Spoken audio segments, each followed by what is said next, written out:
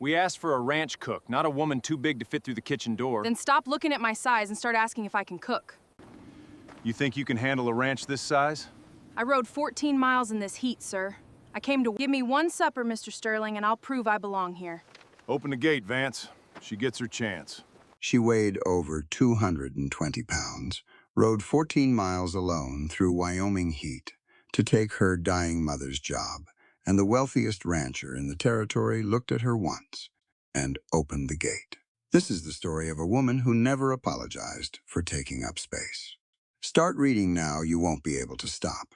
The summer heat in Wyoming didn't ease up for anybody. It pressed down on the plains like a flat iron on wet linen, baking the dry grass gold and pulling the moisture right out of the air. By mid-morning, the road to Black Ridge Ranch was nothing but pale dust and shimmer, and Bernice Calloway had already been riding for 2 hours with no sign of shade anywhere. She sat atop Clara, her mother's old draft mare, and Clara was steady and wide-backed enough to carry her without complaint. Bernie was grateful for that. She was a big woman, 24 years old, over 220 pounds, with full hips that pressed against the saddle fenders and soft arms that had learned, over years, to carry their own weight without apology. She had her dark hair pinned up under a sun-bleached canvas hat, and her cotton blouse was already damp along the back. She didn't stop to rest. She couldn't afford to. 14 miles. That was the distance between the Calloway homestead and Black Ridge. She'd measured it twice on her father's old surveying map the night before, sitting at the kitchen table while her mother coughed in the next room. Eunice Calloway had been sick for 3 weeks. Pneumonia had come on fast and hard, the way it always did with frontier women, who worked themselves past their limit one long, wet morning hauling water from the creek, and by evening she was burning up. The doctor from town had come out twice. He'd said the same thing both times: rest, broth, and no more physical strain. But the job offer from Black Ridge didn't wait for pneumonia to pass. Eunice had been hired on as cook for Black Ridge Ranch, one of the largest cattle operations in all of Wyoming Territory. The letter had arrived 2 months prior, a formal agreement signed by the ranch's owner for a seasonal cooking position through fall roundup. The pay was better than anything within 50 miles. Real money. Enough to keep the Calloway mortgage from slipping into default, which it was doing, slowly and steadily, like water soaking through cracked leather.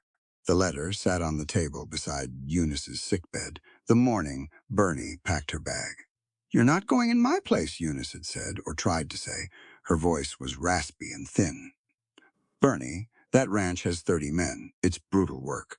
And you don't know those people." "I know food," Bernie said. She folded the letter carefully and slipped it into her breast pocket. "I know it better than you think." That wasn't a boast. It was a plain fact. Bernie had been cooking beside her mother since she was 6 years old, learning how to read a fire, how to stretch a small pantry into a full table, how to balance flavor and economy the way other girls learned to read primers. She had a gift for it. Her mother had said so 100 times. But gifts didn't pay mortgages. "They're expecting me?" Eunice said. "Then they'll get a Calloway," Bernie replied. She kissed her mother's forehead. It was still warm with fever. "Rest." She walked out before her mother could argue further. Clara was already saddled at the post.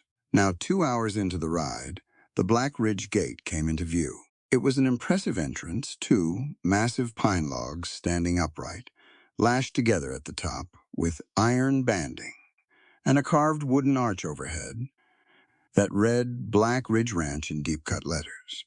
Beyond the gate, the land opened up into something almost breathtaking. Rolling pasture, green gold in the summer light, stretched toward a long ridge of dark timber in the north. White-faced cattle dotted the lower fields. Fenced paddocks held horses that looked well-fed and well-kept. The main house sat at the end of a gravel lane. 2 stories, wrap-around porch, window glass that caught the sun like mirrors. This was a wealthy man's operation. Organized, maintained, and clearly run with serious money behind it.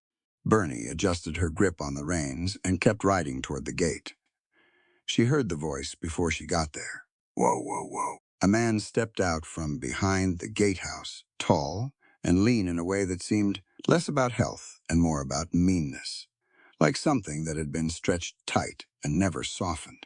He had slick dark hair combed back with pomade, a string tie loose at his collar, and a wide-brimmed hat pushed back on his head so you could see his face clearly. His boots were too clean for a working ranch. His eyes were the color of creek water after a storm not clear, not clean. He planted himself in the lane and crossed his arms, looking Bernie up and down the way. A man looks at livestock, he's decided, isn't worth his time. Help you, he said. His tone said he didn't actually plan to help with anything. Bernie pulled Clara to a stop. My name is Bernice Calloway. I'm here about the cook's position.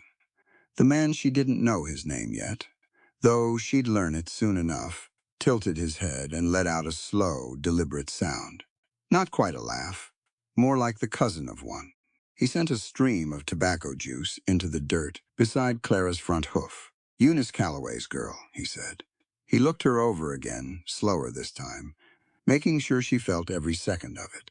Well, we hired an experienced cook, not an oversized heifer who takes up the whole doorway. The words landed in the dry air and just sat there. Bernie didn't flinch. She didn't suck in a breath or drop her eyes or grip the reins tighter. She'd heard worse. Not often, but enough times to know what to do with it, which was nothing, except continue looking at the person who said it with complete, unbroken calm. Clara shifted her weight and flicked her tail at a fly. Bernie didn't move. She was still holding herself straight in the saddle when she heard the screen door on the porch open and close with a firm crack. Boot heels on wooden steps, deliberate, unhurried. The kind of steps that didn't need to announce themselves because they already owned the ground they were walking on. She looked toward the sound. He came around from the side of the house, not the front, which meant he'd been somewhere practical, the yard, the outbuildings, somewhere with actual work happening. He was tall, not theatrical about it, just genuinely tall, with broad shoulders that came from labor rather than vanity, and a hard-worked build under a plain cotton shirt with the sleeves rolled to the elbows. His hat was dusty. His boots were worn. His jaw was clean-shaved and squared off at the chin, and his eyes, when they landed on her, were gray, not stormy gray, but the clear, still gray of an overcast sky right before it decides whether to rain or clear. He came to a stop at the edge of the porch steps, folded his arms across his chest, and looked at her. Directly, without performance. This was Wyatt Sterling. Bernie had heard his name mentioned in town, twice, once by the bank clerk and once by the feed store owner. Both times the tone had been the same, a slight shift, a small increase in attention, the way people's voices change when they're talking about someone who matters in concrete, measurable ways. Not gossip, just fact. He looked at her the way a man looks at something he hasn't fully decided about yet, which was at least better than the way the slick man at the gate had looked at her. You think you're fit to carry your mother's load on a spread this size? He asked. His voice was level, not cruel, not kind either, just direct, the way a question is when it actually wants an answer. Bernie held his gaze. She was aware of what she looked like. She was always aware. 220 pounds on a draft mare in the summer heat, her blouse damp, her hat sun-faded, 14 miles of dust on her boots. She knew what this looked like to a man who'd been expecting Eunice Calloway's slim, elegant hands and her 30 years of frontier cooking reputation. She squared her shoulders, not aggressively, just fully, the way a person does when they've made a decision to take up their actual space in the world and stop apologizing for it. You really think that? She said. Wyatt didn't answer immediately. His brow shifted barely. He was listening. I came instead of my mom, Bernie said. And I didn't ride all this way asking for pity. She pulled the letter from her breast pocket, the agreement letter, folded and creased from being slept near and carried carefully, and held it out at arm's length toward him. Her arm was steady. Her expression was steadier. Wyatt Sterling looked at her for a long moment. Long enough that the slick man at the gate made a small, impatient sound. Wyatt ignored it completely. He was looking at her hands. Bernie noticed that. Not at her face, not at her figure, at her hands. They were calloused at the palm and the base of each finger. The knuckles were weathered. The nails were short and clean. These were hands that worked, and they hadn't done it gently. He looked at her eyes next. There was something in her expression that clearly registered with him, the complete absence of shame. Not defiance, exactly, and not the brittle pride of someone covering hurt feelings. It was something more settled than that. She looked like a person who knew her own value in specific, practical terms, and was simply presenting the documentation. He'd seen plenty of women try to charm their way into positions on the ranch, and plenty of men bluster their way through. This wasn't either of those things. The corner of his mouth shifted. Not a full smile. More like the beginning of one, held back by a man who didn't give them out freely. He unfolded his arms and walked down the porch steps. He took the letter from her hand, opened it, read it, not just glanced, and folded it back along its original creases. "Kitchen's around back," he said. He held the letter out to her. "Prove it with tonight's dinner." He turned and walked back up the steps. At the screen door, he paused without turning around. "Vance," he said. "Let her through." Then the screen door opened and closed again, and Wyatt Sterling was gone. The slick man, Vance, apparently stared at the space where Wyatt had been standing, with an expression Bernie couldn't fully read. Some mixture of calculation and irritation that he smoothed over quickly when he remembered she was watching. He stepped aside from the lane without a word and made a small, sweeping gesture with one hand, mocking the motions of courtesy, without any of the feeling behind it. Bernie clicked her tongue at Clara and rode through the gate. She didn't look at Harlan Vance as she passed him.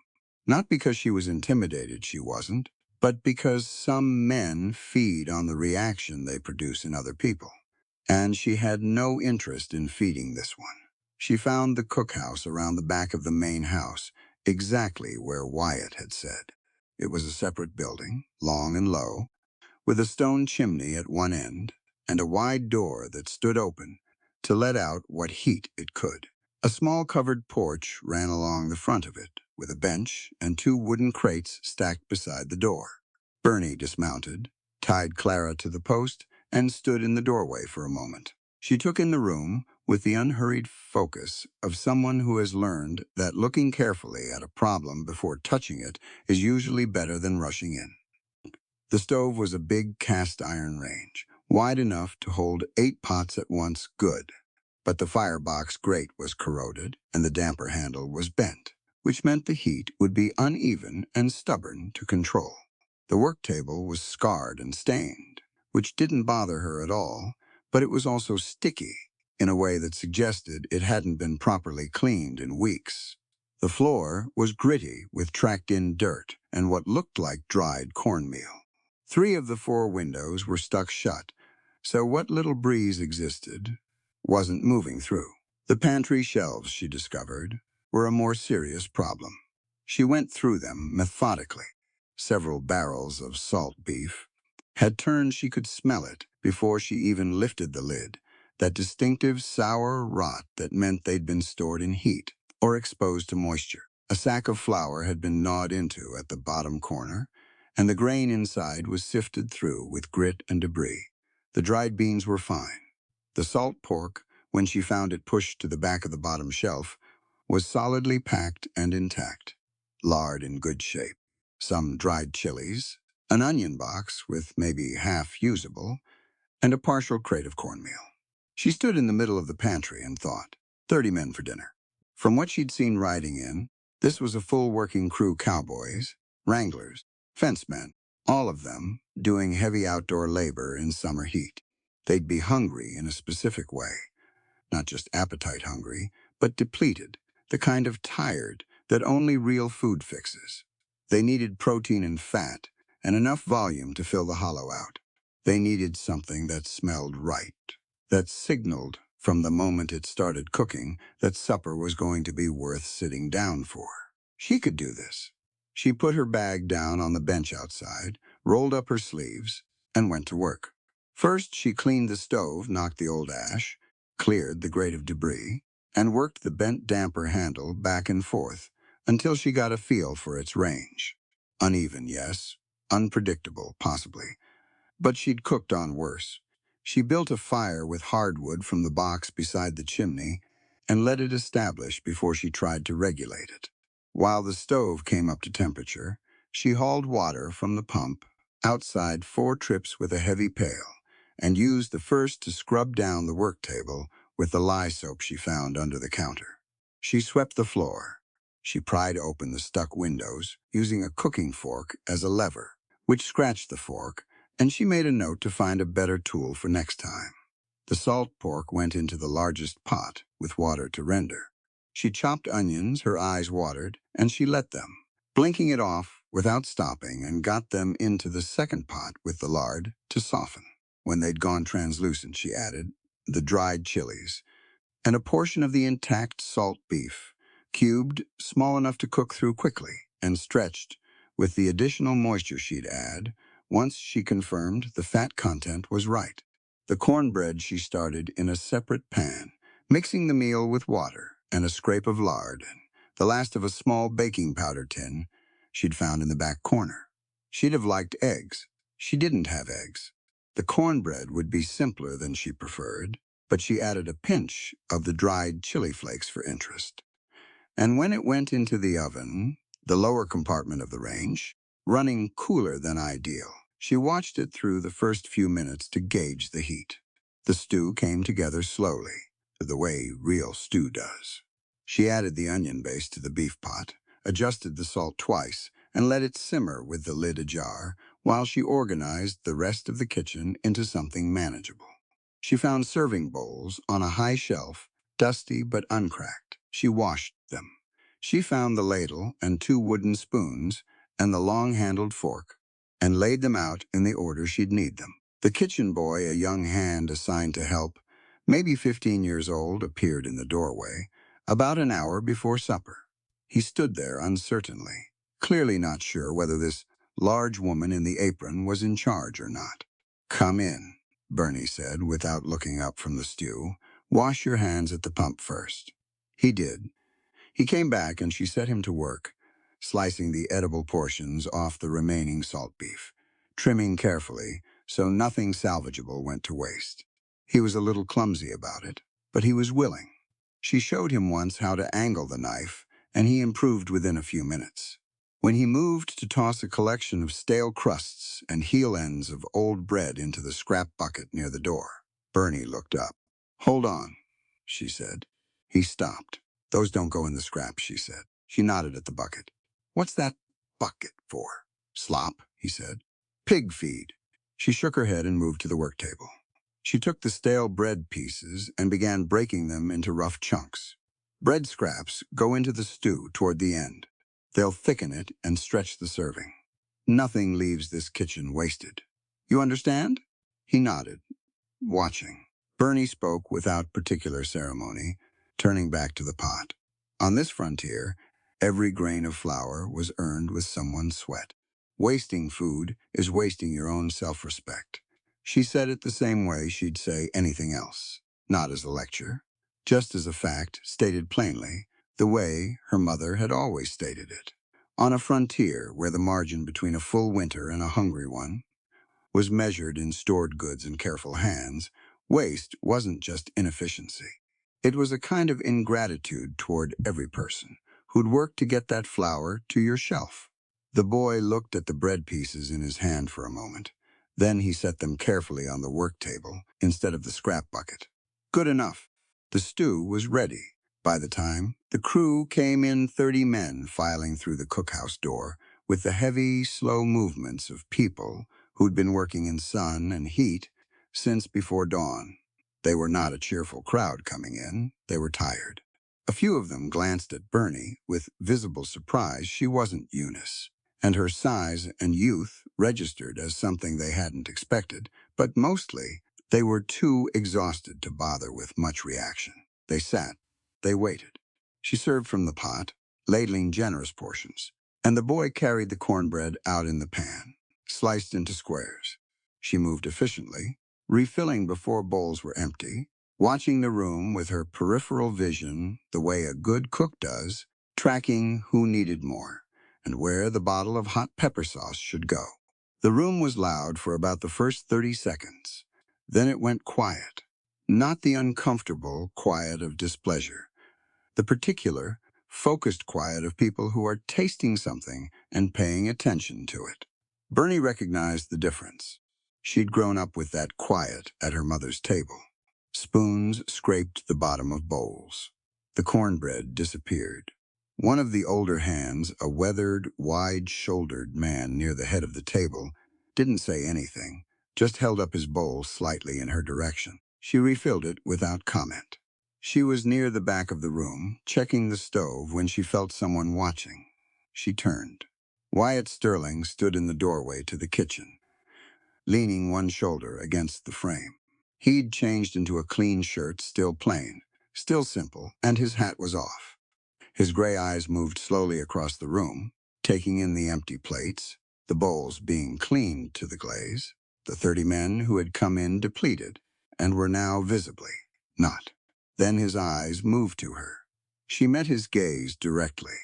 She didn't look away, and she didn't arrange her expression into anything different from what it already was. He studied her for a moment, her flour-dusted apron, her calloused hands on the ladle, the easy authority with which she moved in a kitchen that had been a disaster 4 hours ago. His expression shifted in some small way that was difficult to name. Not surprise. Exactly. More like the specific, quiet satisfaction of a conclusion confirmed. He pushed off the door frame and turned to go back through the main door. He stopped once with his hand on the frame. "Good supper," he said. That was all. His voice was level and even, but he said it with the deliberate weight of a man who doesn't say things he doesn't mean. He didn't look back. The screen door closed behind him. Bernie turned back to the stove and put the lid on the empty pot. The kitchen boy was already stacking bowls. Outside, the Wyoming sky had gone deep orange and rose above the black ridge of timber to the north, the last of the summer sun burning off the day's heat in long, slanted light. Clara was still tied at the post outside, patient as ever, waiting to be watered and stable. Bernie untied her apron and hung it on the hook by the door. She'd made it through day one.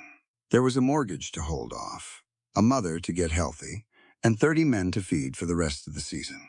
There was a corrupt ledger manager she'd already noticed, watching her with the particular stillness of someone, deciding whether a new variable in his plans is a problem. There was a ranch that needed more fixing than anyone had probably told the owner yet. And there was a gray-eyed man who had looked at her with something she didn't have a word for, something that wasn't condescension or charity, or the sentimental pity people sometimes offered to large women as a substitute for actual respect. She pushed the thought aside. There was work to do. She picked up the water bucket and walked out to the pump to see to Clara. The night was coming in warm and still over the Wyoming plains, and the stars were already showing above the eastern ridge, one by one, the way they always did, unhurried, certain, each one occupying exactly its own space in a sky wide enough to hold them all. Bernie woke before the roosters. That was habit, not ambition. Her mother had run a strict kitchen her whole life, and the rule in the Calloway house was simple. If the fire isn't lit before first light, you're already behind. Bernie had absorbed that rule so completely that her body just did it on its own now, pulling her out of sleep in the dark without needing to be asked. She lay still for a moment on the narrow cot in the small room at the back of the cookhouse. The ceiling was low pine boards. A single window above the cot showed a rectangle of deep blue-black sky just beginning to soften at the edges. The air smelled like wood smoke and dried grass, and the faint, lingering warmth of last night's stew.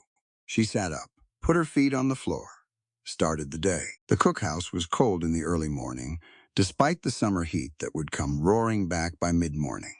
Bernie built the fire carefully, using the smaller wood first to bring the stove up gently, then feeding it heavier logs once it caught. The bent damper handle was still a problem. She worked it slowly, learning its range by feel. There was a sweet spot about 2/3 of the way open where the draw balanced and the heat spread more evenly across the cooking surface. Not perfect, manageable with attention. While the stove established itself, she went back to the pantry. She needed a real accounting of what she was working with. Last night had been an emergency solution, make the best of what's here, get the crew fed, prove the point. That was done. Now she needed to think further out.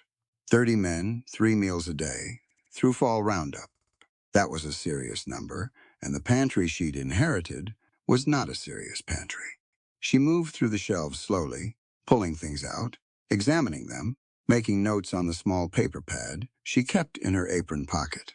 The turned salt beef she'd identified yesterday was worse in daylight 2 full barrels, which represented real money in wasted stock. The flour sack with the rodent damage was a loss.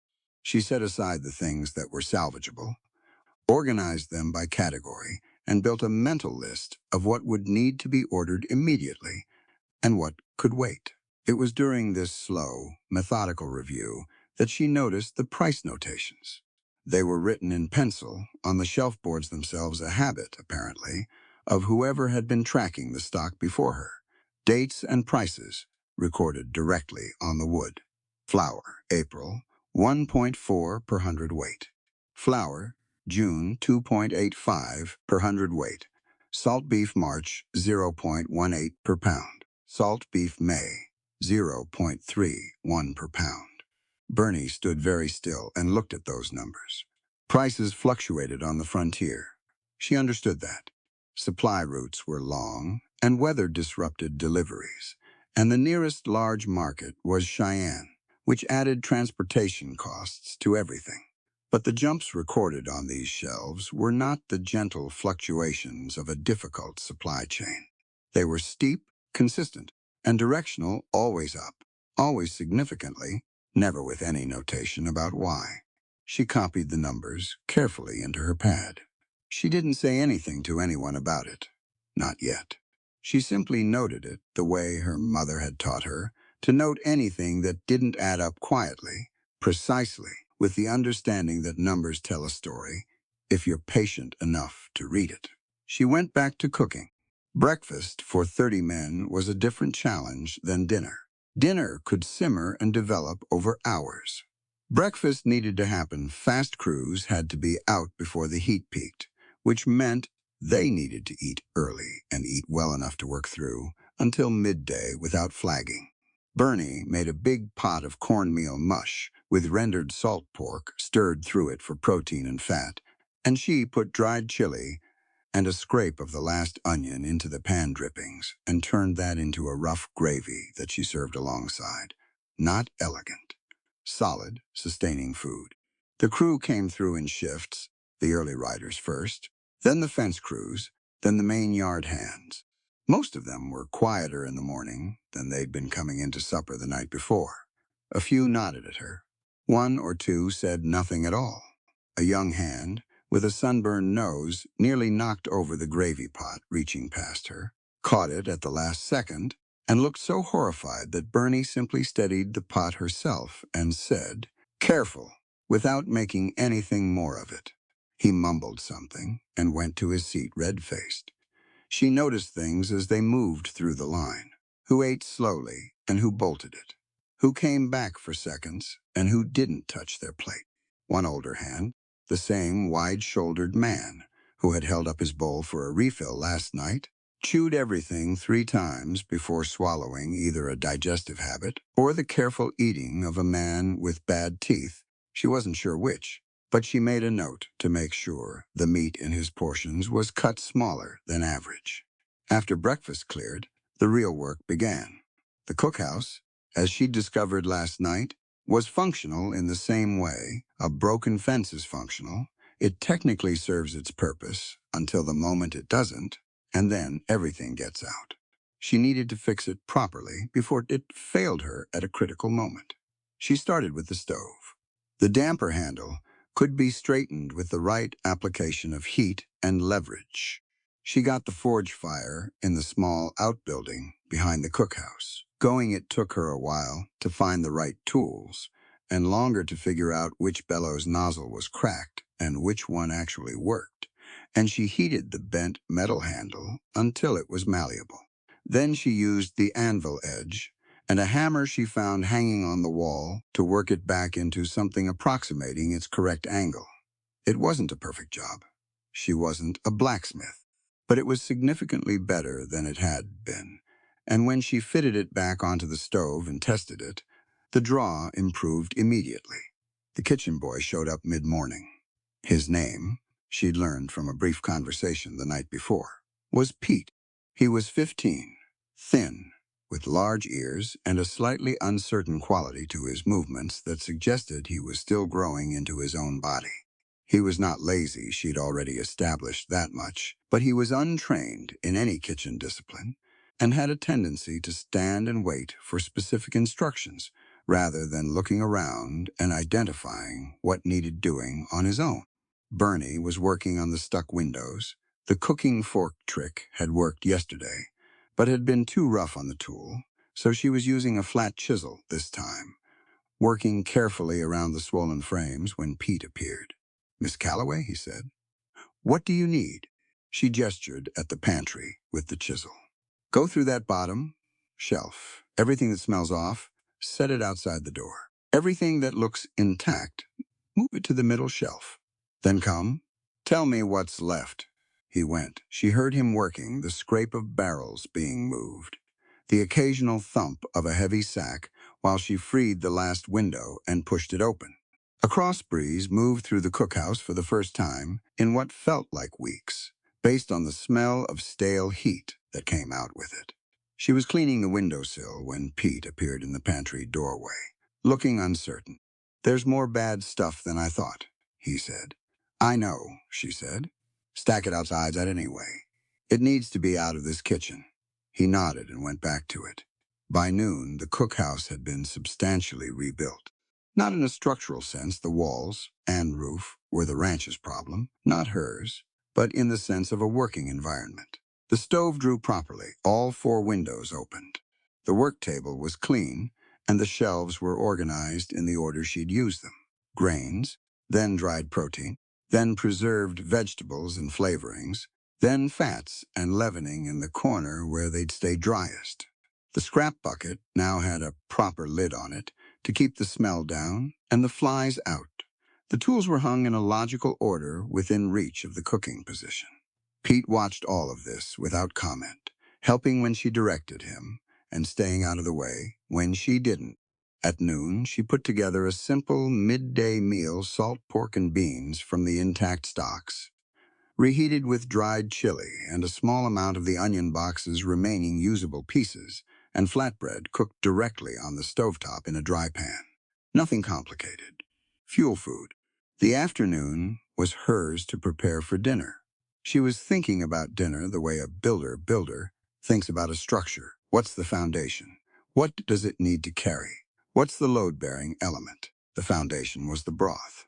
If she started a deep bone broth now from the pork trimmings and whatever bones Pete could locate from the butchering waste, she'd have something that could serve as the base for a proper beef stew tonight, rather than the stretched, simplified version she'd made yesterday. Pete found bones in a covered barrel at the back of the storage yard, marrow bones and knuckles, more than she'd expected, clearly set aside but not for any particular purpose.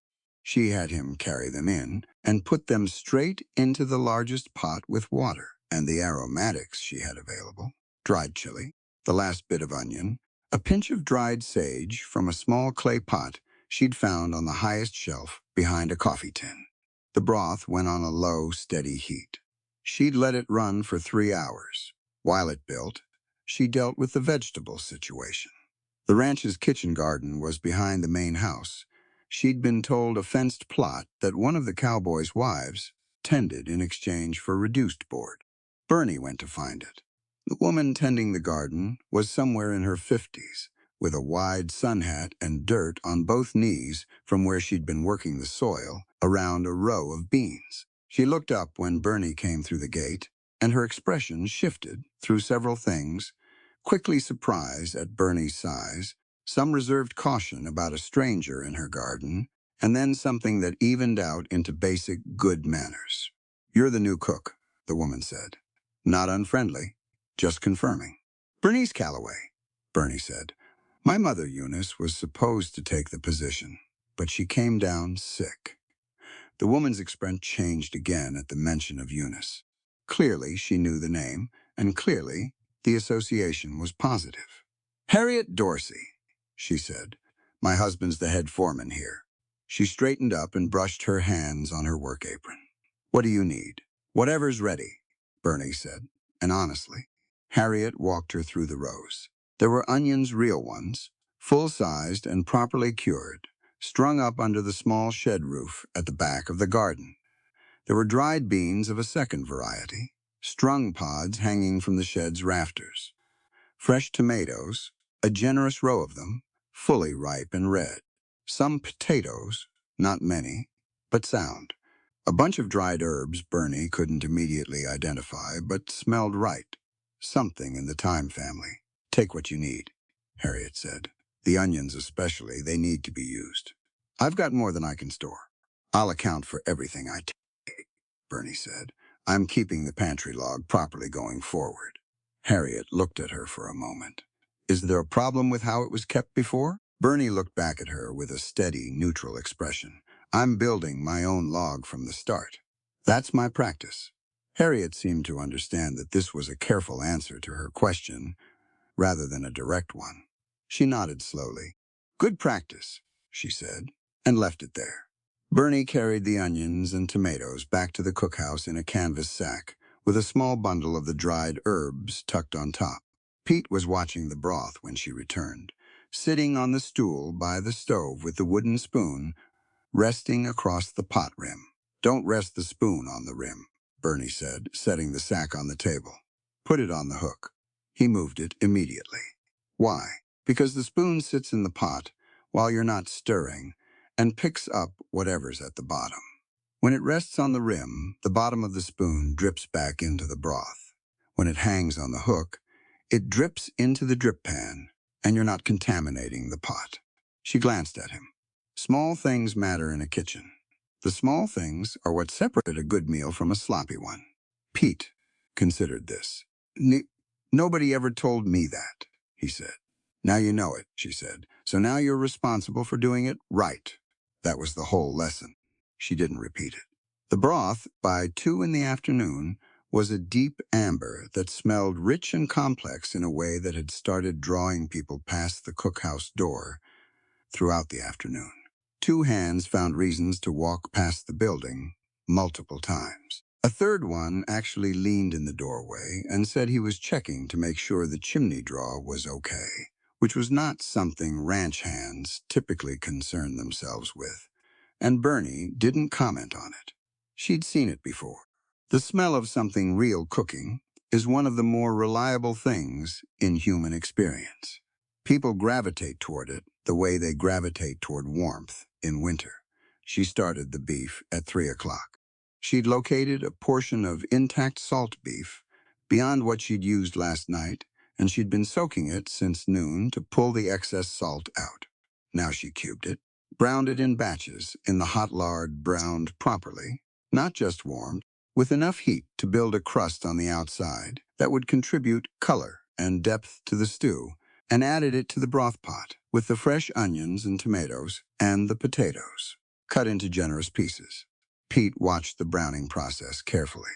"Why not just put the meat straight into the broth?" he asked. "Flavor," she said. "When you brown meat at high heat, it creates something on the surface that you can't get any other way. If you just boil it, you get cooked meat. When you brown it first, you get something that tastes like it was worth waiting for." She turned a piece in the pan, and the sizzle jumped. The smell shifted immediately richer, deeper, with a smokiness that the broth alone wouldn't have produced. "There," she said. "You smell that difference?" Pete leaned forward slightly. "Yeah," he said. That's different. That's what real cooking is, she said. Understanding why each step matters. Not just following a list. She moved the browned pieces into the broth and started the next batch. The stew ran at a gentle simmer for the next 2 hours. Bernie tasted it every 30 minutes, adjusting a little more salt here, a pinch of the dried herb there, once a small amount of the rendered fat from the browning pan, stirred in to add body.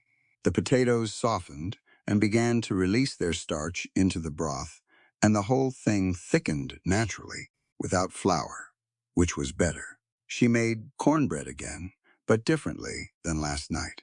She had more time, and she had the onions from Harriet's garden, so she caramelized a portion of them low and slow in the small pan, while the cornbread batter came together, and she folded them through it before it went into the oven.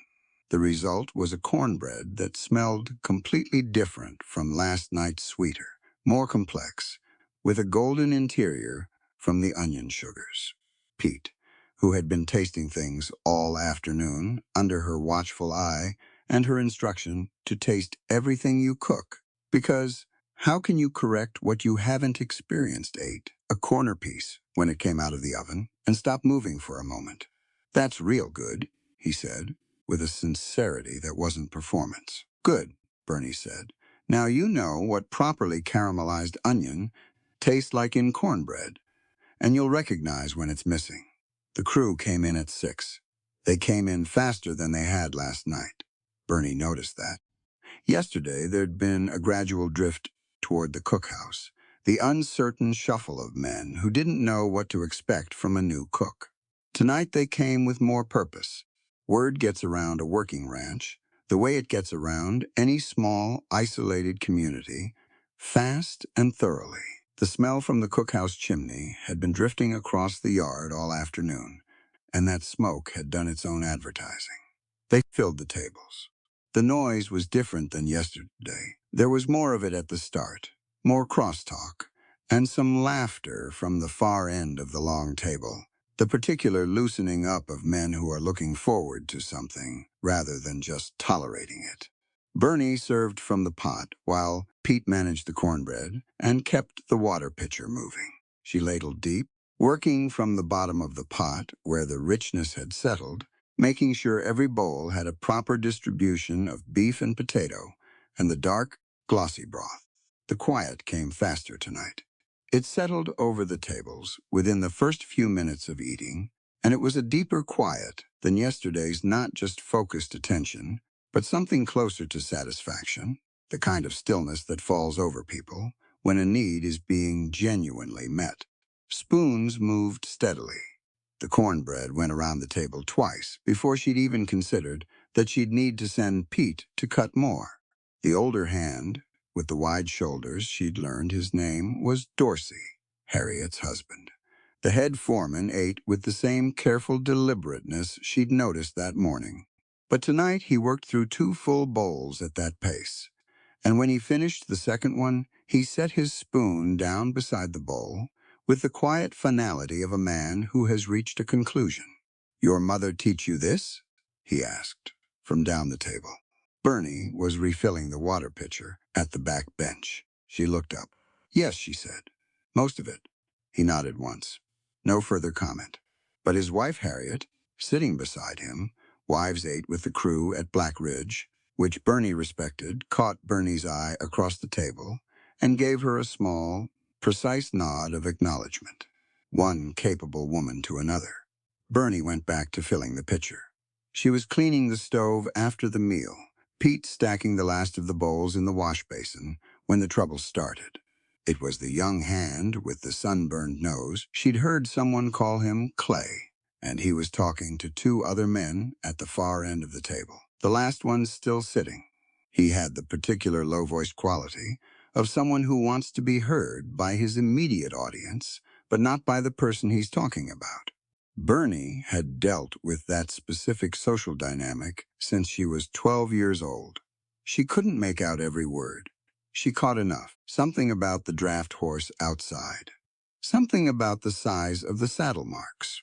A muffled sound that was technically laughter. She finished wiping down the stove surface. She set the rag on the hook. Then she turned and looked at Clay directly, across the length of the room until he felt it and looked up. She held his gaze for 2 full seconds. Not angry, not wounded. Just looking at him with a complete steadiness that said, plainly, that she had heard enough to understand the conversation, and that she intended to do exactly nothing different about who she was as a result. Clay looked down at the table. His 2 companions both found reasons to look elsewhere. Bernie picked up the heavy pot and carried it to the basin. She was not going to make a speech about it. That wasn't how she operated. The look had said what needed saying, that she was still standing, still working, still here, and that their opinion of her body had not and would not alter any of those facts. Pete, who had seen the exchange without fully understanding it, worked in silence beside her for a few minutes. Then he said, "You want me to dump the scraps?" "Sort them first," she said. "Bread scraps in the secondary pot. I'm going to make a simple pudding from them tomorrow. Everything else into the slop bucket." "What's bread pudding?" he asked. "What it sounds like. Old bread, hot water or milk if we have it, a sweetener if we can find one, baked slow." She put the pot down in the basin and picked up the brush.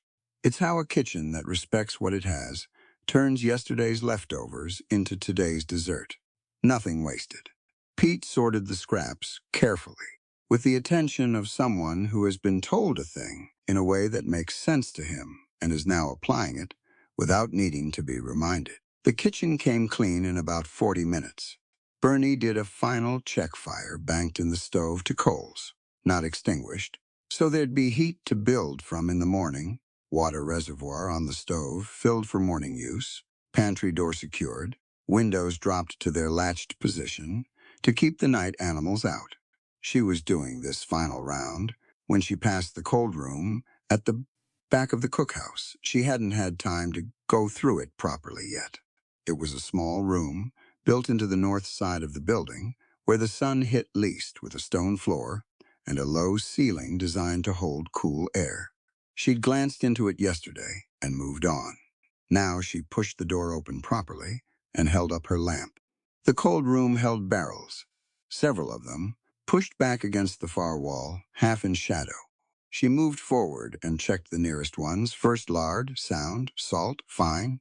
A barrel of molasses that had crystallized at the rim but was usable if she worked it carefully. Then she got to the back ones.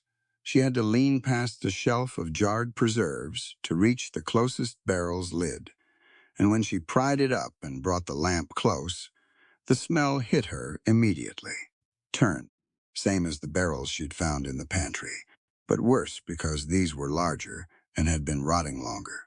She checked the one beside it. Same. The third one. 3 large barrels of salt beef, all turned, all pushed back into the darkest corner of the cold room where they'd been. She felt certain of this, standing there in the lamplight, with the sour smell around her deliberately placed out of sight. She stood still for a long moment.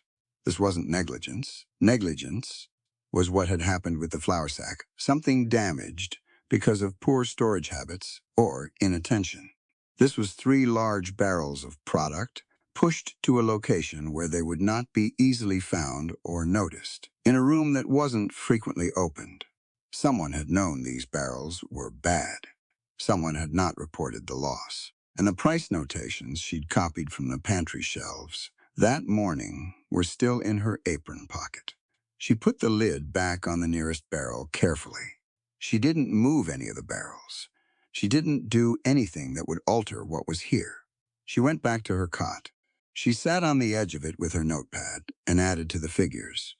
She'd already written there the barrel count, the approximate size, the estimated value of the loss. She wrote the cold room location beside it. She looked at the numbers from the pantry shelves again, and then at these new ones, and she turned the whole picture over in her mind with the slow, patient focus her mother had taught her to apply to anything that didn't add up. There was a story here. She could see the shape of it, if not every detail yet. Outside, the Wyoming night was cool and clear. The kind of high plains dark that comes on completely once the sun is fully down. Stars everywhere. The distant, low sound of cattle settling for the night. Bernie set the notepad on the small crate beside her cot. She put the lamp out. She lay back and stared at the ceiling boards for a while. 30 men fed, well fed, for the second night running. Kitchen functional. Cold room problem identified and documented. Price irregularities noted. And somewhere in the main house, she knew, a man with clear gray eyes was sitting in his office working through numbers of his own, the numbers of a large, complex ranching operation that she was increasingly certain were not telling him the true story of his own money. She would need to think carefully about this. She would need more information before she said anything to anyone, and she would need to be certain, not just suspicious, before she brought what she was seeing to the attention of the man who owned this ranch. Because suspicion was one thing. On the frontier, an accusation without evidence wasn't justice. It was just noise. She turned onto her side and closed her eyes. The fire in the stove banked down to coals, breathing slow and steady in the dark. Outside, the Wyoming plains stretched out in every direction, enormous and indifferent, the way they always had been. They didn't care who was right and who was wrong. They didn't care who got fed tonight and who didn't. They just went on grass and dust and distance under all those stars. But inside the cookhouse, the smell of that evening stew still lingered faintly in the air, that deep, rich, bone broth smell that comes from doing things right and not cutting corners. Proof that the day's work had been real and had mattered. That was enough for tonight. Bernie slept. 3 days in, and Bernie had a system. Up before dawn, fire built, breakfast running by the time the first light came over the eastern ridge. Midday meal prepped between the breakfast cleanup and the afternoon prep work. Dinner on by 4, served by 6. Kitchen cleaned and banked by 8. Pete showing up more reliably each morning and asking better questions each day, which Bernie considered a reasonable measure of progress. The work itself she could handle. She'd known she could handle it. What she hadn't fully anticipated was the cumulative weight of it not physical.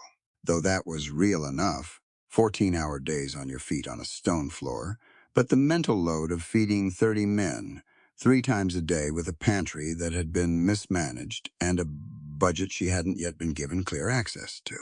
That last part was becoming a problem. On her 4th morning, she went to the small office beside the bunkhouse to ask about the supply ordering process. Who placed orders? Who received them? Who signed off on delivery invoices? She needed to know this because she was running low on several things she couldn't stretch further, and she needed to place an order before the weekly freight wagon left for Cheyenne. The office belonged to Harlan Vance. She knocked. He was inside. She could hear him moving. And there was a pause before he opened the door that was long enough to suggest he'd been deciding whether to open it at all. He leaned in the doorway in his 2 clean boots and his string tie and looked at her with the particular expression he seemed to reserve specifically for her. Not quite a sneer, more like a man performing a calculation about whether something in front of him is worth the minimum required effort. Supply orders, Bernie said. She kept her voice level and businesslike. I need to understand the process. Who handles the Cheyenne freight account? I do, he said. Then I need to submit a list to you by tomorrow morning for this week's wagon. Submit it to Pete, he said. He can bring it to me. He closed the door. Bernie stood in front of the closed door for a moment. Then she turned and walked back to the cookhouse. She didn't say anything to Pete about the exchange. She wrote her supply list carefully that evening, specific quantities, specific grades where it mattered, prioritized by urgency, and had Pete carry it to Vance's office the next morning. She noted in her own ledger the date the list was submitted, the items on it, and the quantities requested. She had started keeping her own ledger on day 2. It was a simple thing, a ruled notebook which she'd found in the bottom of the pantry, mostly unused, with a pencil stub tucked in the spine. She'd begun recording every item that came into the kitchen and every item that went out of it. Dates, quantities, conditions on arrival. It was the most basic form of kitchen bookkeeping, something her mother had drilled into her as the foundation of any well-run operation. On this frontier, her mother had said, a cook who can't account for her own pantry is a cook who will be blamed for every shortage that appears in it. Bernie understood that now in a more specific and urgent way than she had when she first heard it. Because the more she worked with the supplies in this kitchen, and the more she cross-referenced what she was actually receiving and using against what the existing records showed had been ordered and paid for, the more certain she became that the numbers were wrong. Not wrong in the way of sloppy record-keeping. Wrong in the way of something deliberate. It started with the flour. On day 2, she'd noted the price discrepancies written on the shelf boards. When the supply delivery came on, day 4, a partial delivery, not everything she'd requested, and with no explanation for the gap, she checked each item against the invoice that Pete brought in with the goods. The invoice showed a per hundredweight price for flour that was nearly double what the last freight company receipt she'd found in the pantry drawer showed, from only 3 months prior. The flour itself was the same grade. Same supplier name on the bag. She put the invoice in her notebook beside her own notation of the shelf board prices and the older receipt. On day 5, she found the beef ledger. It was tucked behind a row of preserving jars on the cold room shelf, a bound ledger. Not the loose-leaf invoices she'd been finding, but an actual bound record book with entries going back almost 2 years. Purchasing records, delivery weights, and prices. All in the same hand. Bernie took it to the lamp on the work table and went through it page by page. An hour later, she closed the book and sat quietly for a minute, with her hands flat on the table. The overcharging was systematic. It had been running for at least 18 months, based on what she could trace in this ledger alone. Beef, salt, lard, every major supply category showed a consistent pattern of invoice prices that were significantly higher than the market rates she knew from her family's own purchasing, with the gap widening over time. Someone was paying inflated prices to suppliers and recording those inflated prices in the ranch's books. The difference, the gap between what things actually cost and what was being recorded, was going somewhere. And it wasn't going into the pantry. She thought about the turned barrels in the cold room, the deliberate placement of them in the darkest corner. Stock that had been paid for, presumably, but had never been properly stored or used. She thought about Harlan Vance's office. His 2 clean boots. The way he'd closed the door in her face. She wrote everything down. The page numbers of the relevant ledger entries. The specific items and dates. The price differentials she could document. She didn't guess at anything she couldn't support with what was in front of her. She didn't draw conclusions on paper that she couldn't back up with a specific figure on a specific page. Her mother had taught her that too. Don't accuse what you can't prove, and prove only what you can document. Everything else is just opinion, and opinion without evidence is worth less than a bad nickel. She put the bound ledger carefully back where she'd found it. She didn't want Vance to know she'd been in the cold room any more than she already needed to be. That evening, after the crew had eaten, and Pete had gone to the bunkhouse, and the kitchen was clean and banked, Bernie sat on the edge of her cot with her notebook open on her knee and thought about what to do next. She needed to bring this to Wyatt Sterling. That was obvious. This was his ranch and his money being taken from him, and he had a right to know what his own books were showing. But she was 4 days into her position here, still technically unproven beyond 2 successful dinners and a functional kitchen, and she was a 24-year-old woman who'd arrived as a substitute for her sick mother and had already been called an oversized heifer by the man whose records she was now preparing to challenge. She needed to be completely, unassailably certain before she sat across from Wyatt Sterling with a set of numbers and told him his ledger manager was stealing from him. She gave herself 3 more days. She used them well. She continued cooking. The meals were getting better each day. As she learned the specific preferences of the crew, the quirks of the stove, and the best ways to work with the supplies available to her, she continued her own ledger, recording everything with the precision of someone who knows the records might matter later. She made 2 more trips to the cold room and documented the turned stock in detail. She found a second receipt book in the pantry drawer, buried under a layer of old flour sacks that showed original purchase prices from a Cheyenne supplier for goods that matched items in the bound ledger at prices that were 40% lower than what the ledger showed. 40%. On a ranch operation of Black Ridge's size, over 18 months, 40% across every major supply category represented hundreds of dollars, possibly more. She wrote that figure in her notebook and circled it. On the 7th evening, she made her decision. The crew ate. The kitchen closed. Pete left. The ranch settled into its nighttime routine, distant low voices from the bunkhouse, the occasional movement of a horse in the nearby paddock, the big prairie sky doing what it always did. Bernie waited until the main house was mostly dark. Just one window still lit on the ground floor, the one she'd noticed every night. The office window at the east side of the house. Wyatt Sterling, apparently, kept late hours. She tied her apron straight, picked up her notebook, and walked across the yard to the main house. She knocked at the office door, which had its own exterior entrance from the side porch. A brief pause. "Come in," Wyatt said. She opened the door. The office was a working room, not a formal one. The desk was large and utilitarian, its surface covered in organized stacks of paper contracts, she could see, and map, and what looked like breeding records for the cattle operation.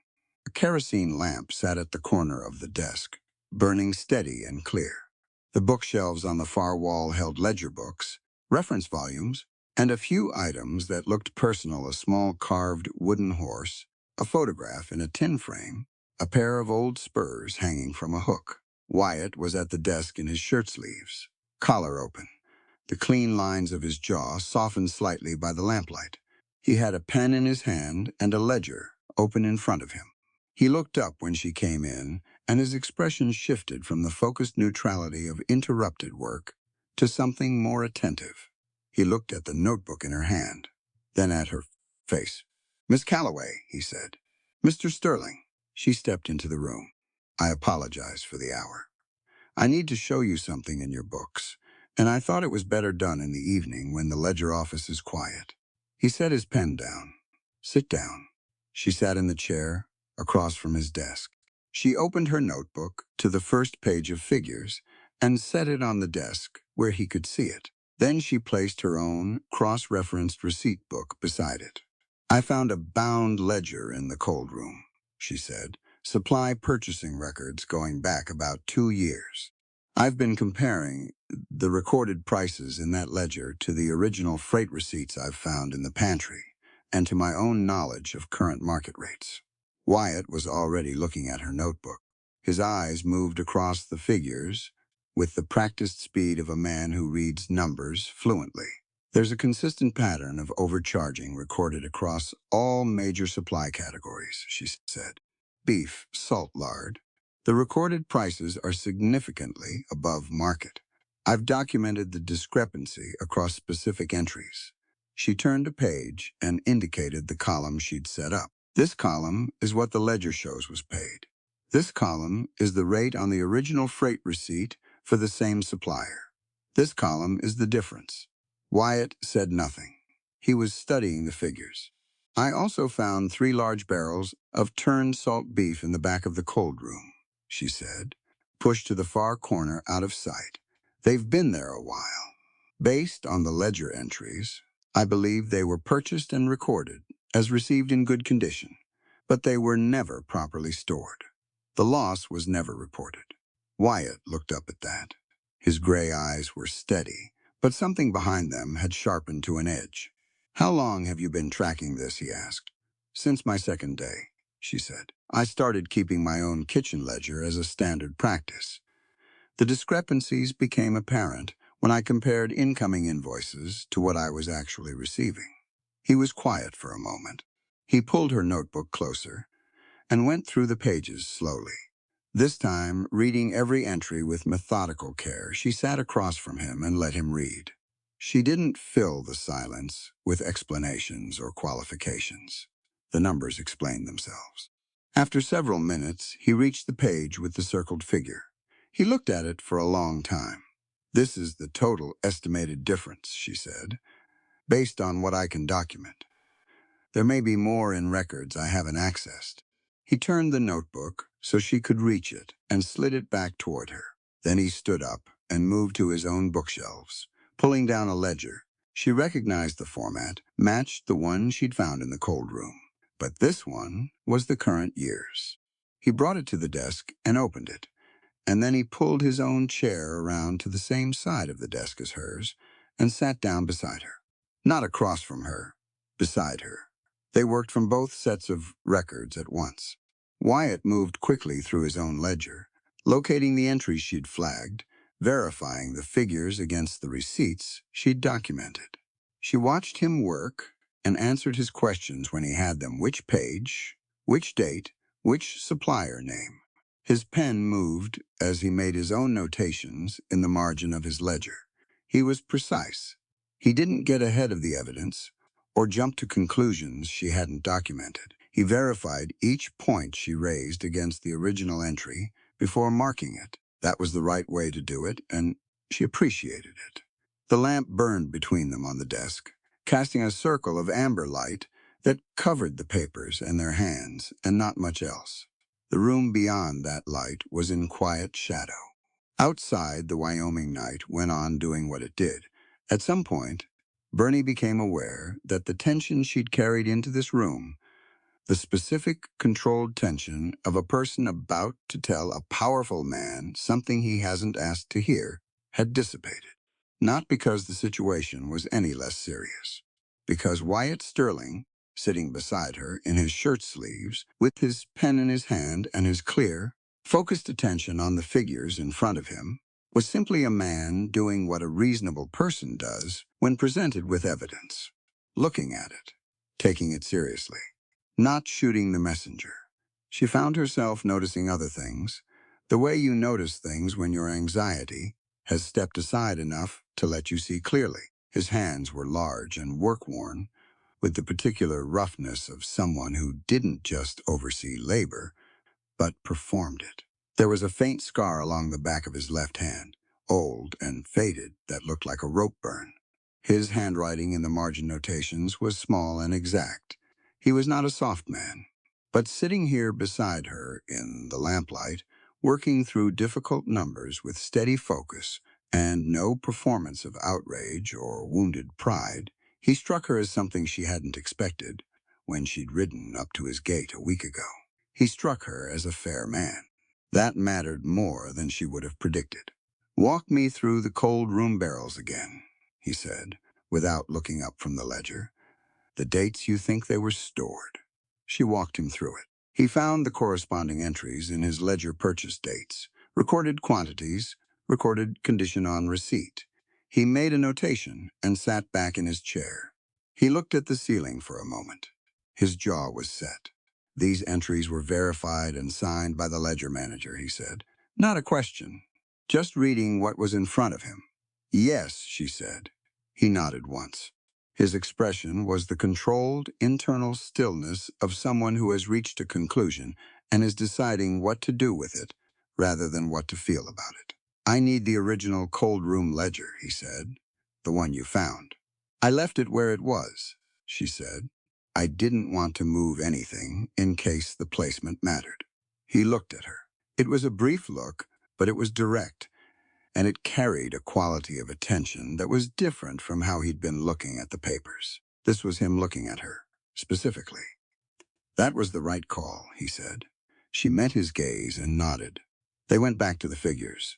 Another hour passed, maybe more. Bernie wasn't checking the clock on the shelf, and neither, apparently, was Wyatt. They worked through the current year's ledger completely, then started on the prior year, moving methodically and without rushing. He had questions that pushed her documentation into areas she hadn't fully mapped yet, and she noted those gaps honestly rather than speculating to fill them. He accepted that without frustration and worked around the gaps, marking what was confirmed and what still needed verification. When they finally stopped, the lamp had burned down noticeably, and the papers on the desk were covered in Wyatt's margin notations. He stacked the ledger closed and sat back. He was quiet for a moment, looking at the desk. "You came here to cook," he said. "I did," Bernie said, "and you spent the last week doing this on top of it." "The cooking is my job," she said. "The rest of it I did because it needed to be done and I could see it." She paused. "My mother taught me that a cook who can't account for her own pantry will be blamed for every shortage that appears in it. I started keeping the records to protect myself. What I found in the process that wasn't something I could ignore."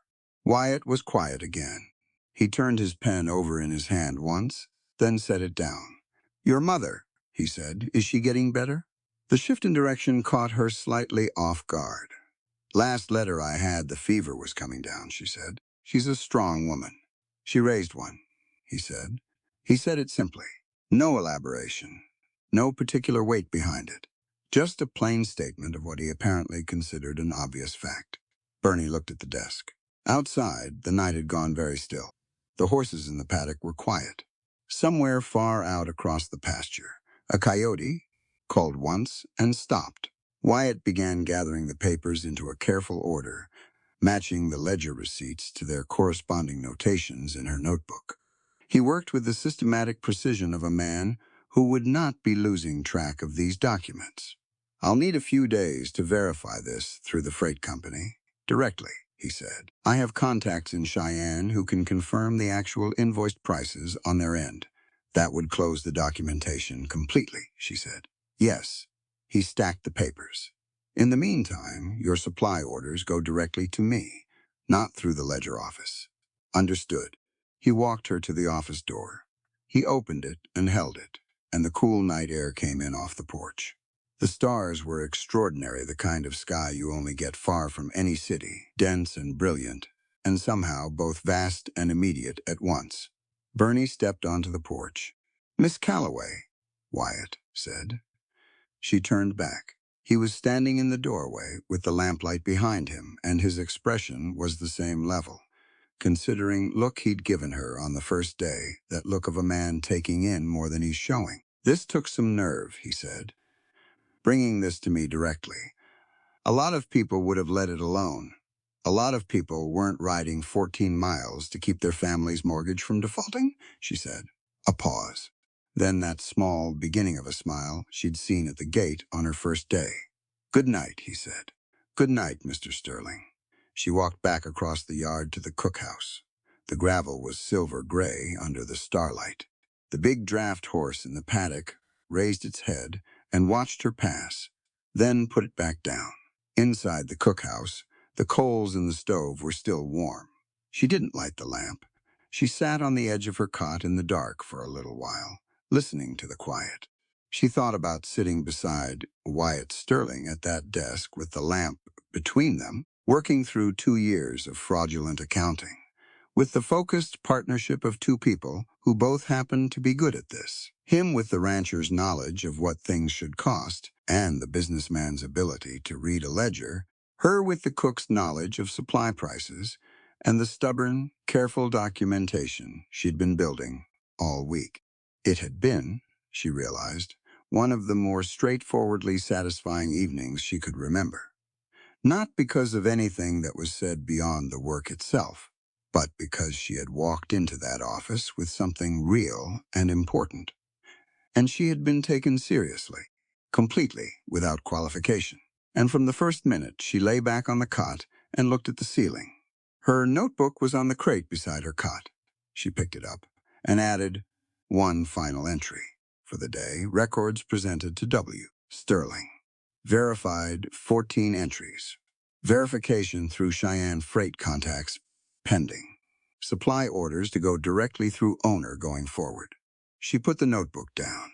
Outside, the Wyoming night stretched on enormous and quiet and full of stars, the way it always was.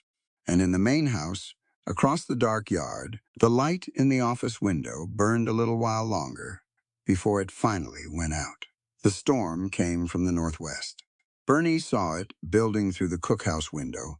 Around 2 in the afternoon, a wall of dark cloud stacking up over the high ridge, like something being assembled on purpose, purple-gray at the base and white-hot at the top, where it was still building. The kind of cloud formation that old-timers in Wyoming territory learned to read the way other people read a clock. It told you something specific, and what it told you was, get your animals in and get under cover, because whatever is coming isn't going to be polite about it. She stepped out onto the cookhouse porch and stood there a minute, watching it. The temperature had already dropped 6 or 7 degrees from the midday heat.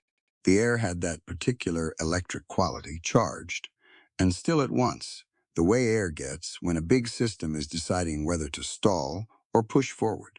The cattle in the south pasture were moving, without being driven, heading toward the fence line in the low-bellied, purposeful way cattle move when their instincts have already received the message.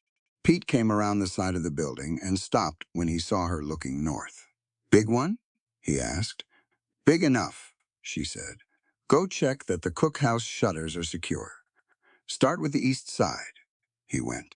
Bernie went back inside and started banking her kitchen for a potential long disruption. She didn't know yet how long, but she'd learned early that on the Wyoming plains, a storm that looked like 2 hours of weather could turn into 6 or 8 without much warning, especially in summer when the systems were wet and heavy. She put her afternoon prep work aside and started thinking about provisions instead.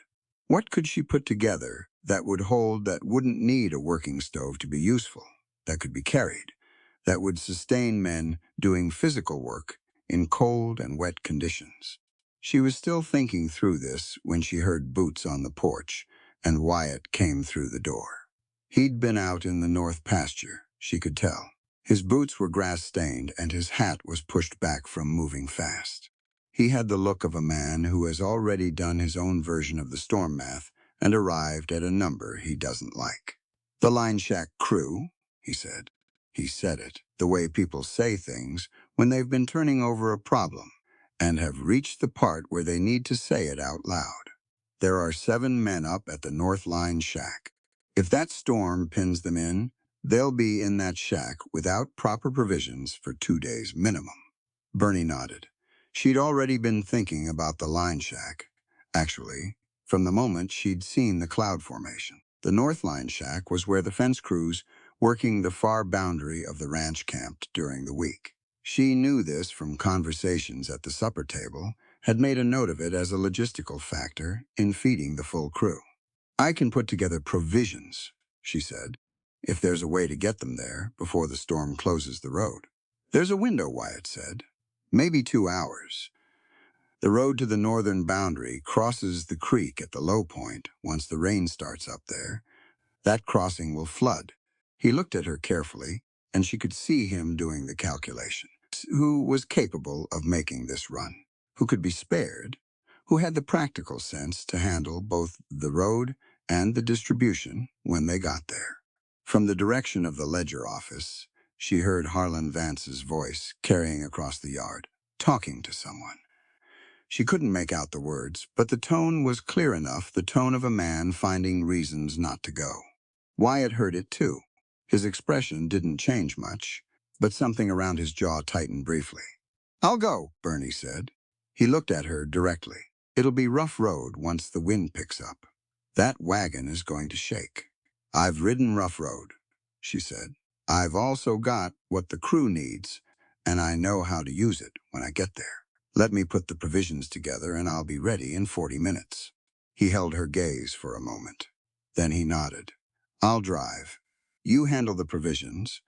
She was already moving to the pantry. The next 40 minutes were a focused, efficient push.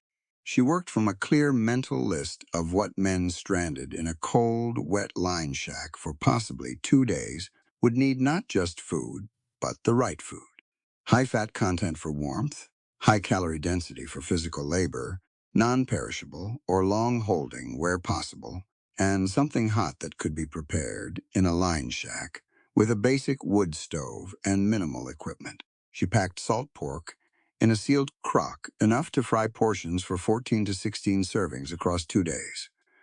A cloth sack of cornmeal, a smaller one of dried beans, a covered tin of rendered lard, dried chili, salt, a portion of the sourdough starter she'd established in the corner of the cookhouse, sealed in a ceramic pot that would survive the journey if she packed it right.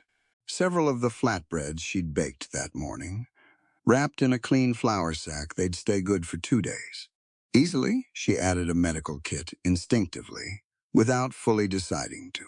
A small tin of camphor, clean cotton strips, a folded wool blanket from the supply chest.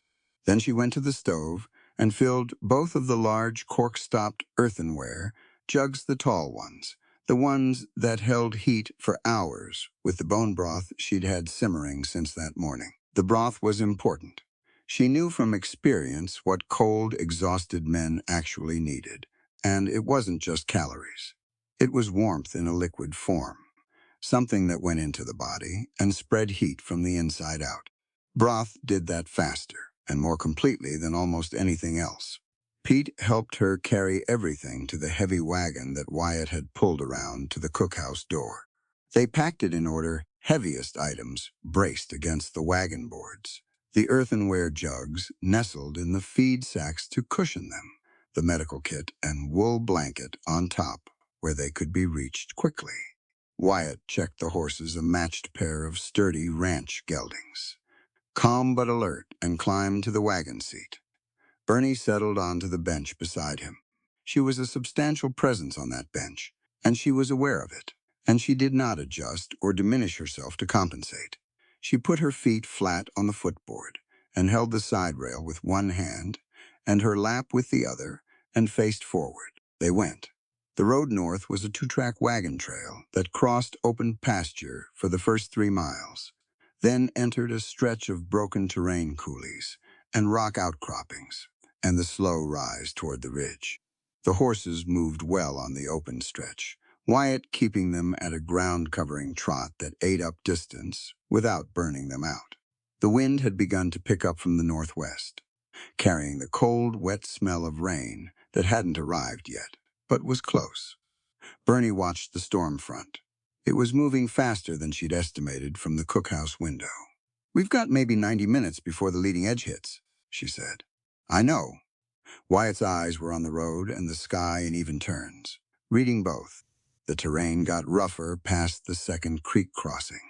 The wagon jarred on the uneven ground, and Bernie braced against the seat, keeping her core solid and her balance low. One of the earthenware jugs shifted in its packing, and she half-turned to check it, confirmed it was still seated, and turned back to the road.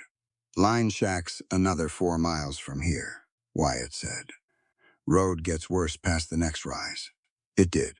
The trail climbed steeply through the broken ground and descended into a narrow gully that the horses navigated carefully, placing their feet with the deliberate attention of animals that understand uneven terrain.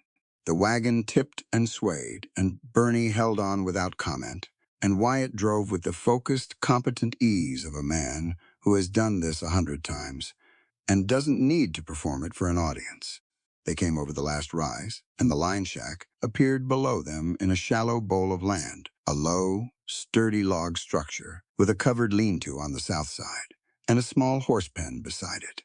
The creek that ran past the eastern edge of the bowl was already running fuller than it should be at this time of year, fed by runoff from the higher ground north of the ridge.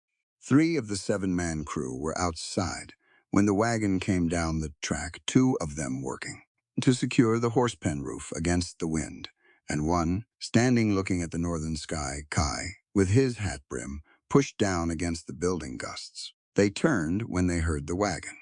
"Sterling," one of them called. There was real relief in his voice. They'd known the storm was coming, and they'd known they were short on provisions. That kind of knowledge sits heavily on a man who can't do anything about it. Wyatt pulled the wagon to a stop at the lean-to. "Get the others out here," he said. "We brought provisions. Let's get them inside before the wind picks up further."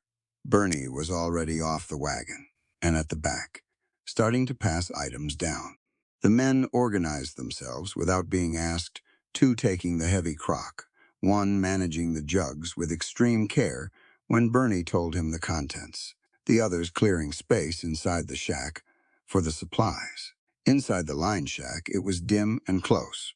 7 men in a structure built for rough shelter rather than comfort, 2 bunks, a small iron stove, a rough-hewn table with 3 mismatched stools, pegs on the wall for gear. The air smelled like wood smoke and damp wool. Bernie moved through the space quickly, assessing. She got the iron stove stoked up. It was already laid with fuel, just needing more heat, and positioned the earthenware jugs close enough to the stove to keep the broth warm without cracking the ceramic. She talked the men through how to portion the salt pork for frying, how to stretch the cornmeal into mush or flatbread, depending on what they felt up to, how to manage the sourdough starter if they had a full day stuck inside. She was in the middle of this when she saw him. He was in the far bunk, the one against the wall that got the least light from the single small window. A child, she registered that first. Too small for the bunk, lost in an overlarge canvas work jacket that must have belonged to one of the men. His face was flushed, an unmistakable deep red, the kind of flush that comes from fever rather than cold. She crossed the shack in 4 steps. Up close, it was clear he was running a serious fever. His skin was burning to the touch, dry and tight, and his breathing had the shallow, slightly labored quality of someone whose body was working hard. He was conscious but barely, his eyes half open and unfocused. She put her hand on his forehead, and then on his neck, and then on the pulse point at his wrist. "Who is this?" she asked without raising her voice. A hand near the door shifted uncomfortably. "Toby. He's been hanging around the line camp a few weeks." "What happened to him?" "Got caught in yesterday's cold snap. Wasn't dressed for it." Bernie looked at the boy. Native heritage clearly, half maybe. Based on his features young, 12 or 13 at the most, slight under that oversized jacket, and alone. Not claimed by anyone in this room. She could see that from how the men stood around him, not cruel, most of them, but keeping a certain collective distance. She'd seen this before, too. A child who existed in the margins of a place tolerated at the edges, surviving on what fell through the gaps. Not cruel treatment, exactly. Just the particular loneliness of belonging nowhere and to no one. Outside, the hailstorm hit. It came on fast. The way the worst ones do, not a gradual build, but a sudden roar. Hail hammering the log roof and the lean-to, with a sound like 1,000 hammers working at once. The horses in the pen screamed briefly, and then went quiet as the men who'd been outside dove through the shack door. And then everyone was inside, and the door was shut, and the storm was doing what it had come to do. The noise was extraordinary. Conversation became difficult. Bernie used the noise as cover to work, without the distraction of being watched too closely. She got one of the earthenware jugs and poured a careful amount of broth into the tin cup she found, hanging on the wall peg. She tilted the stove's heat slightly more toward the cooking surface and warmed the broth in the cup directly until steam rose from it. Then she went back to the far bunk, sat on the edge of it, and managed to get Toby upright enough to drink. He resisted initially. The half-consciousness of high fever makes a person difficult to direct. But she was patient and unhurried and persistent. She got a small amount of the broth into him, waited for him to register the warmth and the salt, and got more in after a minute. He was shaking. The fever had burned the warmth out of him in that particular, miserable way fevers do, leaving the body both too hot and too cold at once. She pulled the wool blanket from her kit and wrapped it around him. Then she did something that settled the matter practically. And without ceremony, she sat back against the wall of the bunk and gathered Toby against her side, putting her arm around his shaking shoulders and drawing him into the warmth of her body. She was a big woman. She understood this about herself without drama or apology. And a big woman's body, In this specific moment, in this cold shack in a Wyoming hailstorm, was a resource. She had body heat to spare, and she applied it with the direct, practical generosity of someone who identifies a need and meets it without making it complicated. Toby went still within a few minutes. Not well, not better, but less miserable. His shaking reduced. The broth was doing its work from the inside, and the warmth was doing its work from the outside. One of the hands near the stove, a broad man with a reddish beard who Bernie had learned was called Garrett, made a sound that wasn't quite words. She looked over at him. "Boy's half-breed," Garrett said. He didn't say it with particular venom, more the flat, declarative tone of a man stating a fact he expects to serve as justification. Bernie looked at him with the steady, full attention she used when something needed to be addressed clearly, and without room for misinterpretation. "Under this storm and before God," she said, "that boy's blood runs as red as yours. A man's worth is measured by his compassion, not his skin or his waistline." She said it at the same volume she said everything else. She didn't raise her voice or make a production of it, but the shack was close quarters, and the storm was loud, and her words were precise, and every man in that room heard them. Garrett looked at the floor. Nobody else said anything. Wyatt, standing near the door with his hat in his hand, was looking at her. She met his eyes briefly, and then looked back down at Toby. The boy's fever needed to come down, and the best things she had for that were warmth, fluids, and time. She kept him against her side, kept the broth coming in small regular amounts, and talked to him quietly during the minutes when the hail let up enough for a normal voice to carry. Nothing particular, just quiet, steady words. What she was doing, what was outside, what the soup tasted like, what it meant to be warm. Not for the content exactly, but because a sick child responds to the sound of an adult voice that is calm and close. Her mother had done this for her once, when she'd had a bad fever at 8 years old, and she'd never forgotten the specific comfort of it. The hailstorm ran for an hour before it shifted to hard rain. The rain was quieter, but heavier, steady, and real, the kind of rain that was already flooding the creek, crossing they'd driven across on the way in. Bernie was aware of this, and she knew that Wyatt was aware of it too. They weren't driving back tonight. Possibly not tomorrow either, depending on how fast the water went down. She was all right with that. She was exactly where the most urgent need was. When the worst of the storm had passed, and the men had settled into the particular resigned patience of people waiting out weather, the shack's atmosphere changed. The stove was going well, and the space was warming up. A couple of the hands got a card game going at the table. 2 others slept in the second bunk. Wyatt sat near the door on an upturned crate, doing something with a length of rope, a splice repair, his hands working the mechanical task on their own while he thought about something else. He looked at Toby occasionally, then at Bernie. Around midnight, Toby's fever broke. She knew it when she felt the sweat start, the particular cool dampness of a fever letting go, the body releasing the fight it's been holding. His breathing changed immediately, deepening and slowing. His shoulders dropped under the blanket. He opened his eyes and looked up at Bernie with the slightly bewildered expression of someone coming back from very far away. "Hey," she said quietly, "drink a little more." He drank. Then he looked around the shack with the careful measuring survey of a child who has learned early that he needs to assess a room before he decides how to be in it. He registered the men at the card table, Wyatt near the door, and came back to Bernie.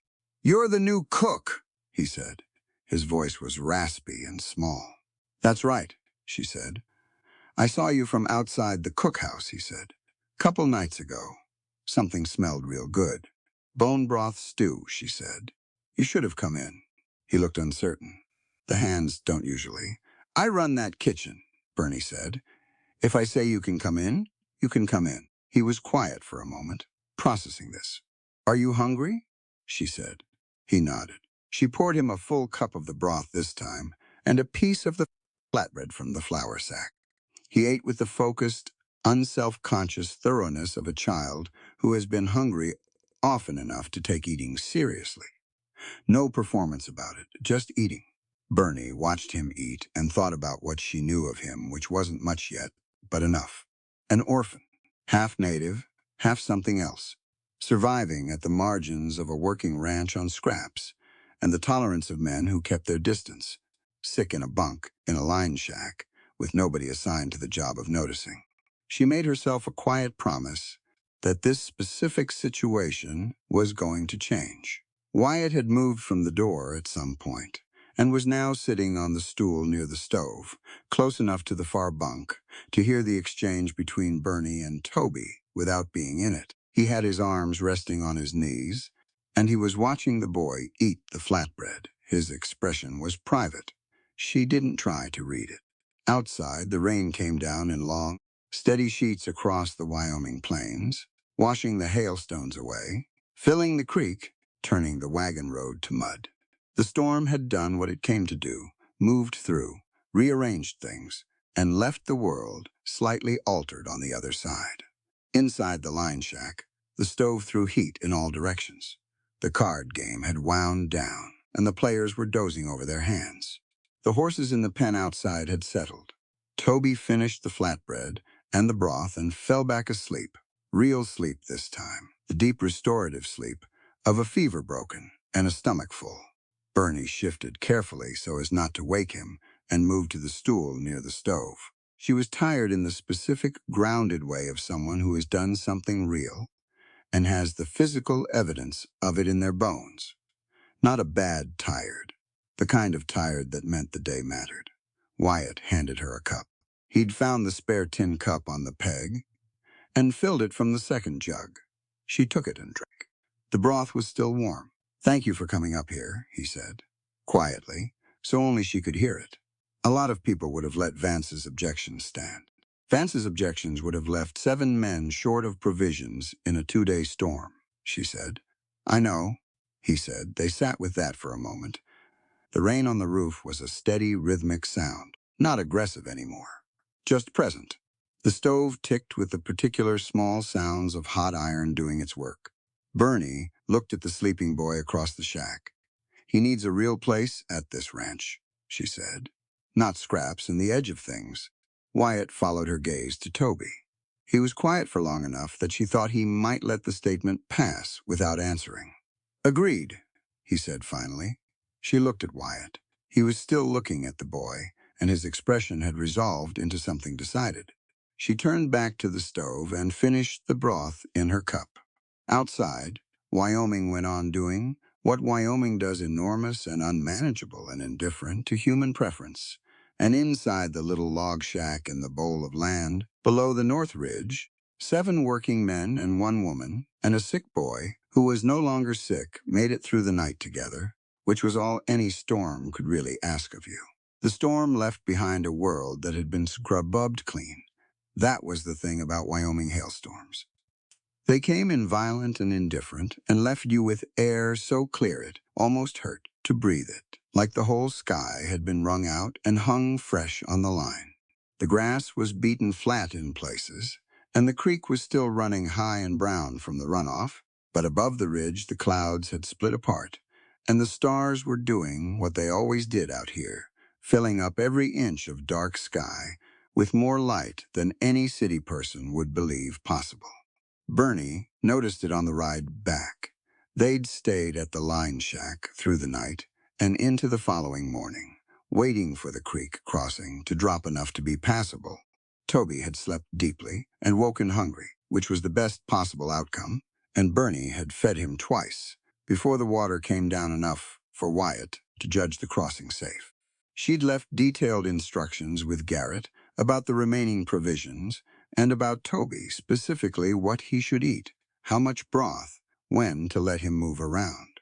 Garrett had listened without comment, but he'd listened. That was enough. The drive back was slower than the drive up. The road was soft from the rain, and the horses picked their way carefully through the muddiest stretches.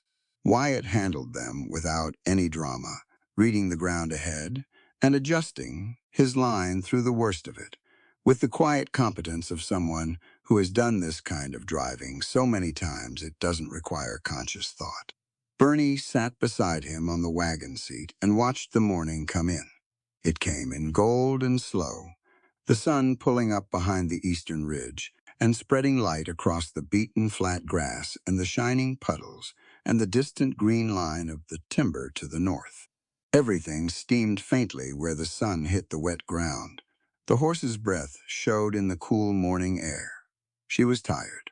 The good kind, like she'd told herself the night before, but tired nonetheless, with the specific weight of a person who'd been fully present and fully useful through a long and physically demanding stretch of hours. Her back ached from the bunk. Her hands were stiff from the cold of the shack. She was aware of all of it and didn't particularly mind. Wyatt drove and didn't talk much. She didn't either. It was an easy quiet, the kind that settles between two people when they've already done something real together, and there's nothing left to prove in the conversation. They got back to Black Ridge a little after 9 in the morning. Pete was in the cookhouse already. She could see the chimney smoke before they even reached the gate, and she felt a small, warm satisfaction at that. The boy was learning to think ahead. Wyatt pulled the wagon to a stop at the cookhouse door, and she climbed down. Her boots hit the wet gravel, and she steadied herself on the wheel for a moment. "Get some rest this afternoon," Wyatt said.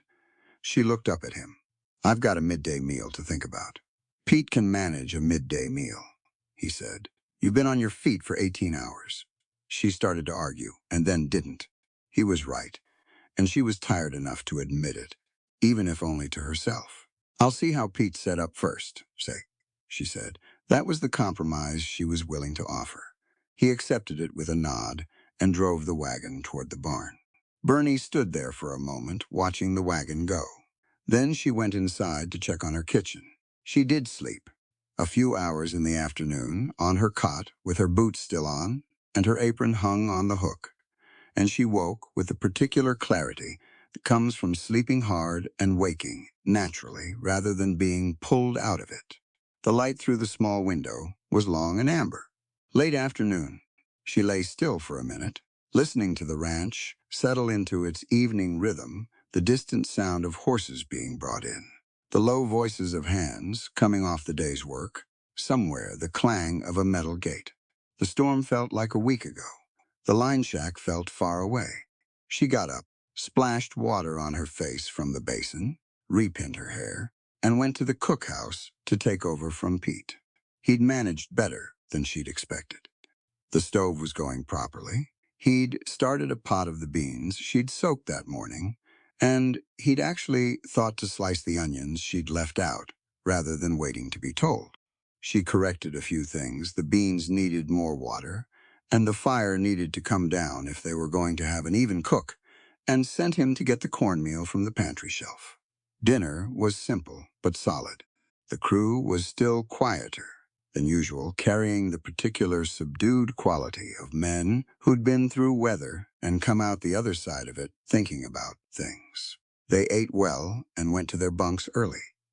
Bernie cleaned the kitchen, banked the stove, and went outside to stand on the cookhouse porch for a while. The night had come in fully by then. The sky above Black Ridge was doing its extraordinary thing, all those stars, dense and brilliant, and seemingly closer than they had any right to be. The air smelled like wet grass and distant pine. The creek, half a mile off, was still audible, running higher than normal, carrying the storm's water away to wherever it was going. She heard boots on the gravel before she saw him. Wyatt came around the side of the main house with his hat in his hand, which meant he'd just come from inside. He stopped when he saw her on the porch. "Couldn't sleep again," he said. "Slept this afternoon," she said. "I'm fine now, just airing out." He stood there for a moment. Something in his posture was less formal than usual, the particular quality of a person who is outside and doesn't have to be, and is therefore here by choice rather than necessity. "Walk with me," he said. She looked at him. "There's something I want to show you," he said. 15 minutes. You've been inside a kitchen or a line shack for 2 days. You should see the land while it's clear." She came down off the porch. He led her north across the yard and through the pasture gate, following a track she hadn't been on before, not a wagon road, just a path worn into the grass by feet over years. The ground was still soft from the rain, but not impassable. The horses in the paddock watched them go, with the placid, incurious attention of horses. The path climbed. Not steeply. This wasn't dramatic terrain. It was the gentle, incremental rise of a ridge that built itself gradually. But after 10 minutes of walking, she could feel the elevation in the openness around her, the way the view expanded in every direction. The ranch lights were below them now. The creek was a dark line in the moonlight. The south pasture was silver gray and vast. The cattle in its small, dark shapes. Wyatt stopped at the crest of the ridge. Bernie stopped beside him. From here, the whole of Black Ridge was laid out below and around them. The main house with its lit windows, the bunkhouse, the barn and paddocks, the cookhouse, her cookhouse, with its banked chimney just barely showing a wisp of smoke.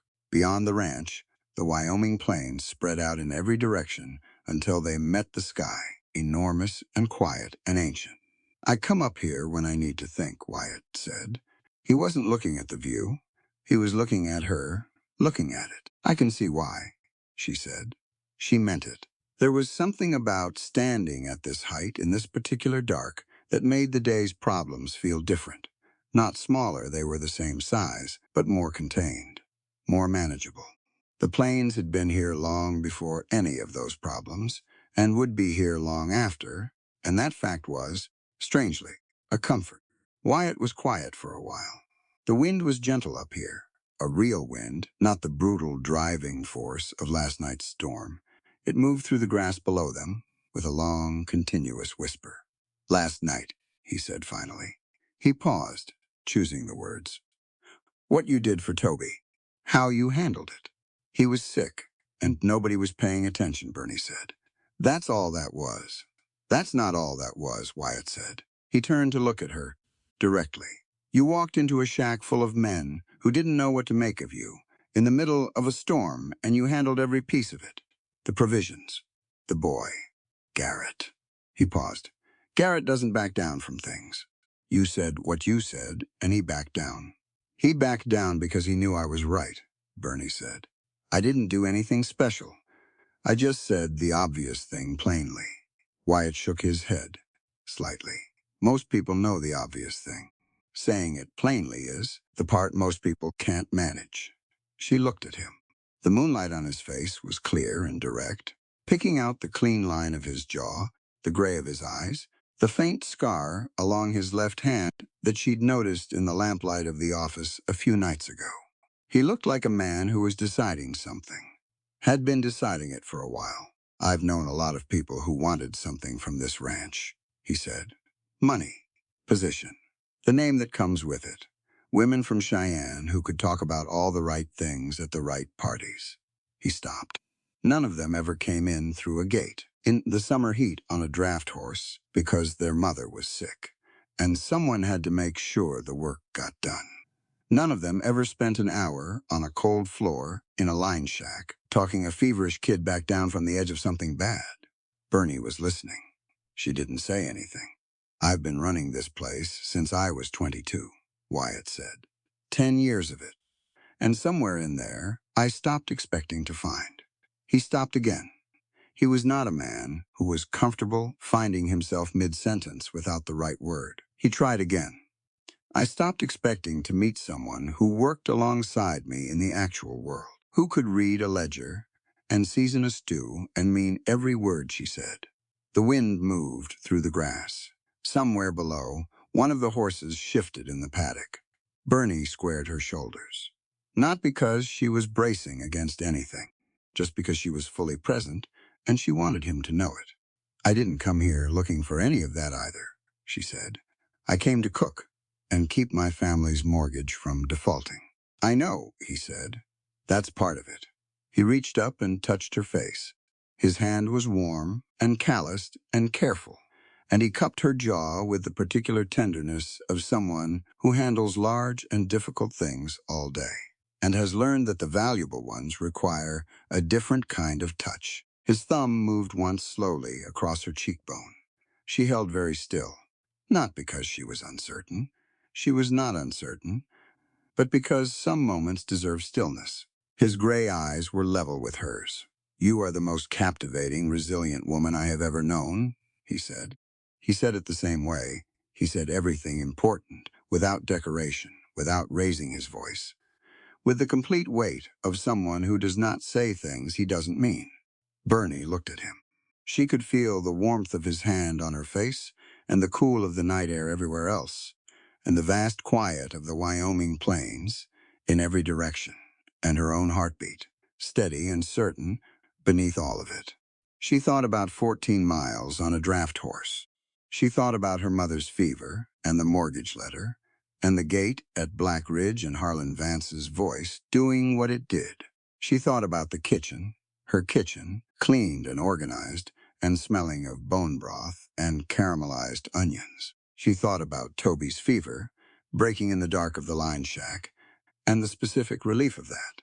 She thought about this man, sitting beside her, under a kerosene lamp, working through 2 years of fraudulent numbers, without once making her feel like she was anything less than exactly what she was. She lifted her chin slightly. He leaned in. The explosion hit the valley like the earth had cracked open. The sound came first, a percussive, deep-bellied boom that rolled across the plains and off the ridge and back again, big enough to feel in the chest before the mind understood what it was. Bernie flinched hard, and Wyatt's hand came off her face, and they both turned at the same instant. The south end of the ranch was on fire. Not a small fire, not the contained, correctable kind that sometimes started in a dry summer from a careless lamp or a spark from the forge. This was a full and roaring fire, orange and white at its core, pouring black smoke into the night sky in a column that blotted out the stars above it. The barn, the provision barn, the one on the south end of the main yard that held the grain stores and the dry goods reserves. The reserves that were there specifically for the annual livestock contract summit that was coming at the end of the week. Wyatt was already moving. He went off the ridge and down the path at a controlled run, and Bernie followed him, keeping pace, her boots finding the wet ground at each step. Below them, lights were coming on in the bunkhouse, and the yard was filling with men, dark shapes against the orange light of the fire, voices cutting through the roar. They ran the length of the path and through the pasture gate and into the yard. The heat hit her, even from this distance, that wall of hot air that a serious fire pushes outward in every direction. The barn's walls were fully involved, the fire eating upward through the old timber, with the bright hunger of something that had been deliberately fed. Men were running a bucket line from the horse trough, but she could see immediately that it was not going to be enough. The barn was going to burn. The question was whether it would spread. "Keep it off the stable," Wyatt said, loud enough to be heard across the yard. He was taking in the situation with the rapid, focused calm of a man who has already moved past the initial shock and is working the problem. Break the line between the barn and the stable wall. Now, men moved. Bernie moved, too. She went to the bucket line and took a position without being asked, handing buckets down the chain with efficient speed. Her arms were strong. Her footing was solid. She worked the line. The stable was saved. The barn was not. It burned for an hour. Then it settled into a long, orange collapse of its own timbers, hissing and cracking and sending showers of sparks into the sky. The bucket line worked the perimeter until the threat of spread was clearly passed, and then the men stood back and watched it finish. The provisions inside a significant portion of what had been planned for the livestock contract summit were gone. Bernie stood at the edge of the yard with her hands at her sides, watching the last of it burn, and she was already thinking. Not feeling, not yet the feeling would come later, the anger and the grief of it, but thinking. What was left? What could be sourced? How many days until the buyers arrived? What was possible? She heard Harlan Vance's voice before she saw him. He came from the direction of the ledger office, too clean, given how long the fire had been burning, his boots showing none of the mud and ash that marked every other person in the yard. He was holding something in his hand. Papers. The crowd around the burned barn was still large, most of the crew still up and out, faces lit orange by the diminishing glow. Harlan moved to the center of it with the deliberate stagecraft of a man who has been waiting for exactly this moment. "I think," he said, loud enough to carry across the yard, "that there are some questions that need asking about how this fire started." He held up the papers. Bernie couldn't see what they were from here, but she could see his face. And she had seen that specific expression before, the look of a man who has arranged something carefully and is now very much enjoying the part where it lands. "These," Harlan said, "are bank drafts, issued from the Wyoming Northern Railroad Development Syndicate." He paused for effect, made out to Franklin Calloway. The name landed in the crowd and sat there. Bernie's father. Her late father, dead 3 years. Her father, whose name was on the mortgage deed. She went still. Harlan let the silence work for a moment. He was good at this, the theatrical pause, the studied use of space and timing. He had probably rehearsed it. "Along with these," he said, and produced the second set of papers. She could see them now. The familiar format of mortgage correspondence, her mother's name on the top sheet, are the Calloway family mortgage notices. Past due. Multiple notices. A family in significant financial distress. He looked across the crowd, and his eyes found Bernie in the dark. A family whose daughter arrived here 2 weeks ago with access to this ranch's provision stores. Access to the kitchen entrance of the barn. The crowd turned. Men who had been watching the fire turned to look at her. Bernie stood her ground. "I'm saying what all of you are thinking," Harlan said. He had lowered his voice now, which was somehow worse than the loud version, more intimate, more confidential, the voice of a reasonable man sharing a difficult but necessary conclusion. "The fire started from the kitchen end. The provision stores that burned tonight were the same stores being documented by the new cook, a woman whose family owes more money than they can pay, and whose father, apparently, had dealings with the railroad syndicate that has been trying to buy Black Ridge's water rights for 3 years. A sound moved through the crowd. Not words, just the particular sound of 30 men who are tired and scared and angry and have just been handed a shape that fits what they can't explain. "She's the one who should be run off this property," Harlan said. "Tonight." Bernie looked at the papers in Harlan's hand. She looked at the burned barn. She looked at the faces turning toward her in the orange light, some blank, some angry, some uncertain, a few genuinely hostile, and she breathed in slow and breathed out slow, and did not let any of what she was actually feeling show on her face. Wyatt was across the yard. He had been directing the last of the bucket line. She saw him stop when he heard Harlan's voice change register, and she saw him turn and take in the scene, Harlan at the center of the crowd, the papers in his hand, the faces turned toward Bernie. His jaw tightened. He started across the yard, but before he reached the scent, a young sunburned hand who had been at the far end of the table the night of the first supper spoke up. Not meanly, just the voice of a man who is genuinely confused. And saying so out loud, "She was on the ridge," Clay said. "I saw her go up the path with Mr. Sterling after dinner. She wasn't near the barn." A few heads turned. "That's not," Harlan started. "I saw it too," said Dorsey. The head foreman, wide-shouldered and weathered, spoke from his position at the edge of the crowd with the slow, careful weight of a man who does not open his mouth unless he's certain. "She went up the ridge path with Wyatt not 10 minutes before the explosion. I was in the stable." Harlan's expression shifted. Something behind his eyes recalculated. Wyatt reached the center of the yard. He stopped beside Harlan and looked at the papers in his hand. Then he looked at Harlan with an expression that was entirely flat and entirely controlled, which was, Bernie had come to understand, significantly more dangerous than anger. "Give me those," he said. Harlan held them out. His hand, Bernie noticed from across the yard, was not entirely steady. Wyatt took the papers. He looked at them, actually looked at them, the same way he'd looked at her notations in the office, reading rather than performing. Then he folded them and put them in his shirt pocket. "We'll discuss what these are and where you got them," he said to Harlan, in a voice that carried without being raised. "After I've spoken with Miss Calloway." He crossed the yard to Bernie. The crowd parted. Not dramatically, just the ordinary movement of men making room for the man who owns the ground they're standing on. Wyatt stopped in front of her. He looked at her the way he had on that first day at the Gate Direct, full attention, the look of a man who is seeing rather than performing seeing. "Are you all right?" Quietly. "I'm standing," she said. He almost smiled at that. He didn't quite. "Come with me," he said. She walked beside him across the yard, under the eyes of 30 men, with her back straight and her chin level, and her hands calm at her sides.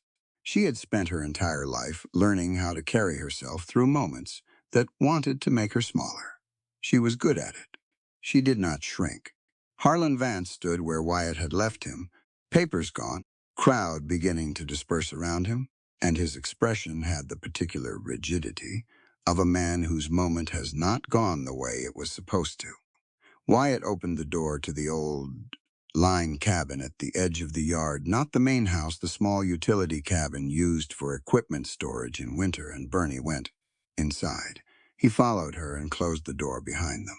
It was cramped and dim. A single lantern hung on a nail, tools along one wall, a rough bench along the other, the smell of old leather and dust. Wyatt lit the lantern. The light spread warm and low.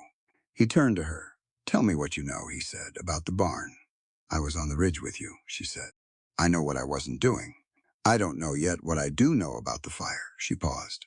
"But I know what I've been finding in the accounts, and I know what kind of imported lamp oil would be needed to start a barn fire that size, that fast."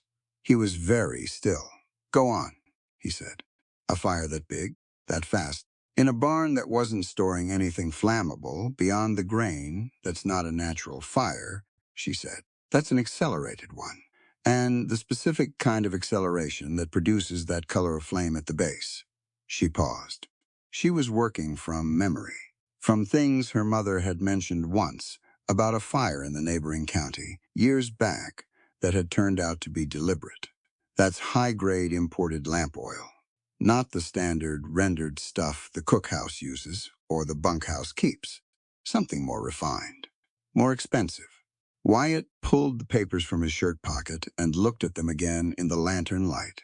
His expression was working through something, not doubt, not the wavering of a man who isn't sure what he believes, more the focused concentration of someone sorting through multiple pieces of information to see where they land. "The drafts," he said, "made out to your father." "My father has been dead for 3 years, Bernie said, "and he had nothing to do with any railroad syndicate. He was a homesteader. He barely had dealings with the bank in town, let alone a Cheyenne development company." "I know," Wyatt said. She looked at him. "I know your family situation," he said. He put the papers in his pocket again. "I spoke with the bank clerk in town before I agreed to hire your mother. I know what the mortgage balance is, and I know it has nothing to do with railroad speculation." He paused. "These drafts are forgeries. The dates on them are from last year. Your father had been dead for 2 years at that point." Bernie exhaled slowly. She had known it. She had known from the moment Harlan held those papers up that something was wrong with them. The production of them had been too theatrical, too prepared. The kind of document produced not as evidence of something real, but as a prop in an argument. But hearing Wyatt say it plainly, without hesitation, without a single beat of doubt, that landed differently than knowing it herself. She sat down on the rough bench. "He's been planning this," she said. "Longer than 2 weeks," Wyatt said. "I think he's been planning it since before your mother was hired.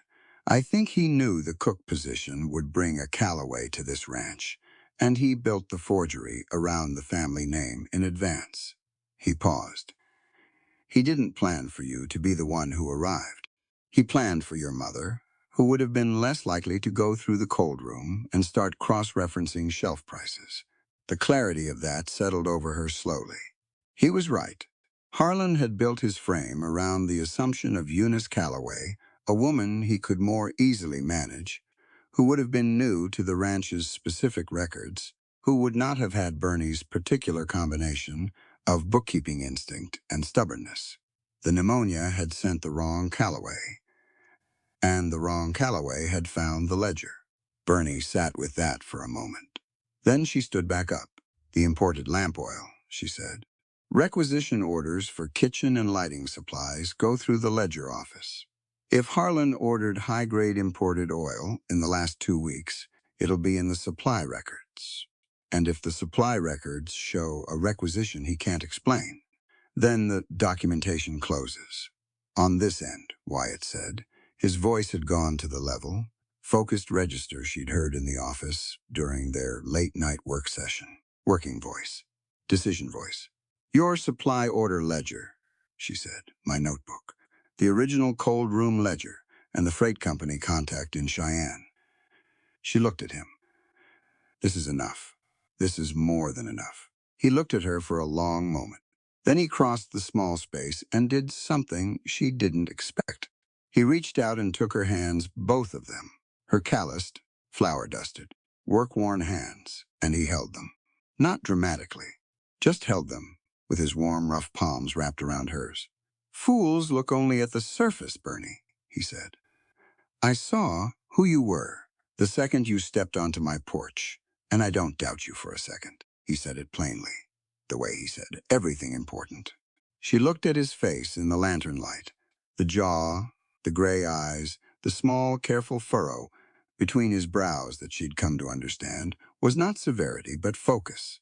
This was a man who had looked at her on a summer morning when she was trail-dusty and saddle-worn and holding a letter she'd slept next to the night before, and had seen her. Not her size, not her gender, not her age or her family's debt. Her hands and her eyes and the absence of shame in her expression. That mattered more than the ridge, more than the moonlight or the almost moment before the explosion shattered it. This mattered, this plain, unconditional statement of trust, spoken in a cramped utility cabin with a lantern throwing shadows and the smell of ash still in the air outside. "All right," she said. "All right," he repeated. He released her hands. He straightened. He went to the cabin door and opened it. Outside, the yard had quieted. The remains of the provision barn were still smoldering in the dark, sending thin threads of smoke into the clear Wyoming sky. Most of the crew had gone back to the bunkhouse. A few men still stood at the edge of the yard, looking at the ruin. Harlan Vance was among them. He was standing apart from the others, his arms crossed, his expression the careful neutral of a man who is recalculating. He felt Wyatt come through the cabin door before he saw him, some instinct making him turn. Wyatt looked at him across the yard. It was a brief look, direct, unperformed, completely without theatrics. The look of a man who has arrived at a conclusion and is ready to act on it. It lasted maybe 3 seconds. Harlan looked away first. Bernie came out of the cabin behind Wyatt and stood in the night air. The stars above Black Ridge were still brilliant, unaffected by the fire, or the fraud, or the lost provision store, or the almost kiss on the ridge. The plains stretched out in every direction, enormous and permanent. She thought about what was left, what was ahead. The livestock contract summit in less than a week. A burned barn, a pantry that needed rebuilding. 30 men who needed feeding through all of it. And somewhere in the supply records, she was almost certain, the specific notations that would close the trap that Harlan Vance thought he'd set for her. She was tired. She was not beaten. There was a difference. She looked up at the sky for a moment, the ridge visible as a dark line against the stars, the place where they'd stood before all of this. She thought about his hand on her face and the particular quiet before the explosion ended it. She thought about what he'd said. Most captivating, resilient woman he had ever known. She tucked that away. Not forgotten. Just set aside for a moment. Because there was too much to do right now, and she had learned a long time ago that some things keep. "Pete's going to need a briefing in the morning," she said. We'll need to know exactly what burned and what's left in the secondary storage. Wyatt glanced at her. The summit is in 4 days, she said. I need to know what I'm working with before I can tell you what's possible. He looked at her for a moment, then the beginning of that almost smile. First light, he said. First light, she agreed. She walked back across the gravel toward the cookhouse. Her cookhouse. The chimney had gone cold while she was at the ridge and the line and the cabin, but there were coals in the firebox. Still, she'd banked them properly before she left, the way she always did. So there'd be heat to build from in the morning. She pushed through the cookhouse door. The room was dark and warm, with stored heat, and smelled like the evening supper and the particular clean smell of a kitchen that has been properly closed down. She found the lamp on the work table by feel and lit it. She stood in the amber light and looked at her kitchen, pots on their hooks, tools in order. Pantry door closed. Shelves organized exactly as she'd built them. Everything in its place, everything accounted for, everything real. Harlan Vance had taken the provision barn. He had not taken this. She set the lamp down and picked up her notebook from the shelf where she'd left it and turned to a fresh page. She sat at the work table and began writing what she knew, what she needed to verify, what the supply record should show if she was right about the lamp oil. She wrote in her careful, precise hand, the way her mother had taught her, the way that made every fact a fact, and every gap a gap, and left no room for guessing where guessing was not needed. Outside, the ruins of the provision barn breathed their last thin smoke into the Wyoming sky. Inside, a kerosene lamp burned steady and clear over a work table covered in numbers that were going to matter. Bernie wrote. The line cabin smelled like old rope and dust and the particular dry cold of a space that doesn't get enough sun. Bernie had been in it for 6 hours. Not locked in. Wyatt hadn't done that, and she wouldn't have stood for it if he had. But he'd asked her, quietly and directly, to stay out of the yard until he'd had time to work through the immediate situation with the crew. She'd understood the reasoning. 30 men who'd just watched a barn burn, who'd just heard Harlan Vance's carefully arranged accusations, who were tired and angry and looking for somewhere to put it. That was not a crowd that needed Bernie walking through the middle of it before the air had cleared. So she'd stayed. She'd used the time the only way she knew how.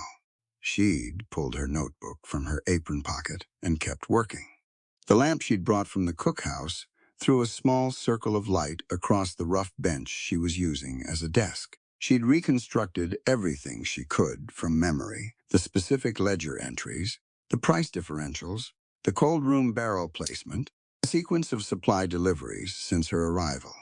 She'd added the new column, the barn fire, the timing of it, the color of the flame at the base, which she'd noted down immediately while the image was still sharp, because details like that don't stay sharp for long.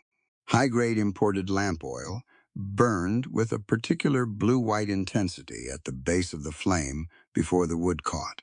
She'd seen it once before, at 14 when a lamp had been knocked over in the general store in town, and the fire it started had moved faster and stranger than any regular fire should have. The store owner had known immediately what it meant. He'd said so out loud, standing in the street watching the volunteer bucket line work. That's imported oil, he'd said. Someone's been buying the fancy kind. She'd remembered it the way you remember things that don't fully make sense to you when you're young, but that your mind files away because it knows you'll need it later. She wrote it all down.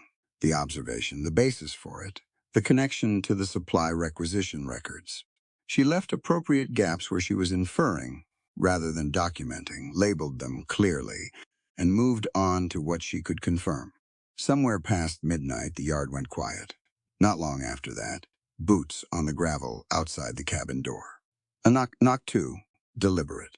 It's Wyatt, he said. Come in, she said. He pushed the door open and ducked through the low frame. He was carrying a second lamp, already lit, which told her he'd planned to stay a while. He set it on the tool bench along the far wall, pulled the single stool from the corner, and sat down across from her. He looked tired. Not broken. She didn't think this man broke easily, but the specific tired of someone who has been managing other people's anger for several hours and has done it competently, but not without cost. How bad, she said. Manageable, he said. Most of the crew settled once Dorsey talked to them. He's got standing with these men. When he said he'd seen you on the ridge path before the fire started, that closed the question for most of them. Most, she said. Clay and two of the younger hands are still unsettled, Wyatt said. Not hostile, just uncertain. They'll come around once there's more to look at. I know. Harlan is saying the timing doesn't clear you, Wyatt said. He said it neutrally, putting the information on the table between them the way he put numbers on a table. He's saying the fire could have been set on a delay, a candle burning down to an oil-soaked rag, something like that. He's been talking to whoever will stand still long enough. Of course he is, Bernie said. He's not finished. He built this too carefully to let one witness account close it down. Wyatt was quiet. He looked at her notebook, at the pages of careful notations visible in the lamplight. What did you find? He said. She turned the notebook toward him and walked him through the new column. He read as she talked, asking the same kinds of questions he'd asked in the office specific, verifiable, pointed at the gaps rather than the confirmed sections. He didn't accept anything she couldn't source. She didn't offer anything she couldn't. When she got to the lamp oil observation, he went still. You're certain about the color? He said. I'm certain about what I saw, she said. I'm not a chemist, but I know what regular wood and grain fires look like, and I know this wasn't that at the base. I know someone in Cheyenne, he said slowly. A fire assessor.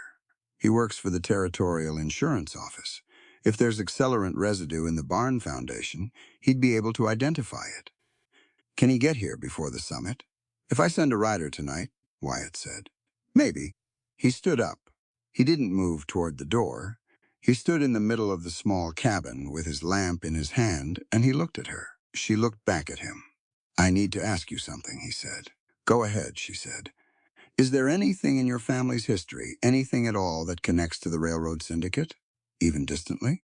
Even something that could be made to look like a connection by someone who wanted to make it look that way? He asked it directly. No apology for asking. No softening of the question. She respected that. A man who apologized for a necessary question was a man who didn't actually trust you enough to ask it straight. No, she said. My father borrowed operating money from the bank in Laramie the year before he died. That's the mortgage. It was a standard agricultural loan. He had no dealings with any railroad company. He didn't trust them on principle. He'd watched what happened to homesteaders near the Laramie line when the railroad decided it wanted their land. She paused. The drafts Harlan showed tonight, the ones made out to my father, whoever made them knew enough to use his name, and the Callaway mortgage as a real-looking backdrop. But the dates are wrong. He'd been dead 2 years when those were supposedly signed. I know, Wyatt said. He said it the same way he'd said it in the cabin earlier, before the crew had fully dispersed. Settled. Certain. You keep saying that, she said. How much did you actually know coming in? He almost smiled. Enough. Your mother had a reputation that went ahead of her. A cook with 30 years on the frontier, and a record of running clean, honest kitchens. When I hired her, I had her background looked into as a standard matter. I do that with anyone who's going to have regular access to my supply stores and my accounts. He paused. Your family's financial situation was part of that. I knew about the mortgage. I knew your father's history. There was no railroad connection in any of it. Bernie sat with that for a moment. It was a strange feeling, not quite warmth, not quite relief. Something more complicated. The knowledge that she'd been understood before she'd had the chance to explain herself. You could have told me that, she said, when I rode in. You didn't need me to tell you, he said. You needed to prove what you could do. Knowing I'd already looked into your background wouldn't have helped you prove it. It might have made you softer about the work. She considered this. He was right. And the fact that he was right was slightly annoying and also something she couldn't argue with. She'd needed to do the work on its own terms. Knowing she was pre-approved would have changed how she approached it. "All right," she said. "Get some sleep," he said. "I'm sending the rider to Cheyenne tonight. Tomorrow I'm going to the supply records in the ledger office with Dorsey as a witness. If the lamp oil requisition is there, we'll have it documented before midday." "I should be there," she said. "Not yet," he said. "If Harlan sees you walking into his office with me, he'll destroy anything he can reach before we get to it." She wanted to argue. She saw the logic, and she didn't like it, but she saw it. "Fine," she said. But Wyatt, he waited. "Don't go into that office without Dorsey physically in the room," she said. "Not just nearby. In the room. Whatever Harlan's kept in those records, he's had years to build it, and he's clever about documentation. You need a witness to everything you touch in there." He looked at her. "You think he'd accuse me of altering records?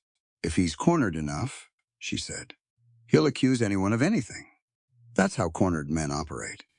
They throw mud wide and hope some of it sticks somewhere." A pause. Then he nodded. "Dorsey, in the room."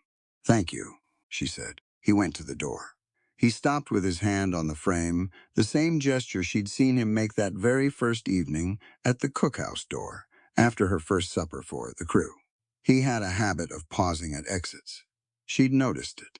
She thought it was probably the habit of a man who taught himself to make sure he'd said everything necessary before he left a room. "I meant what I said earlier," he said. He wasn't looking at her when he said it, looking at the doorframe, on the ridge before he stopped. "I meant it." She waited.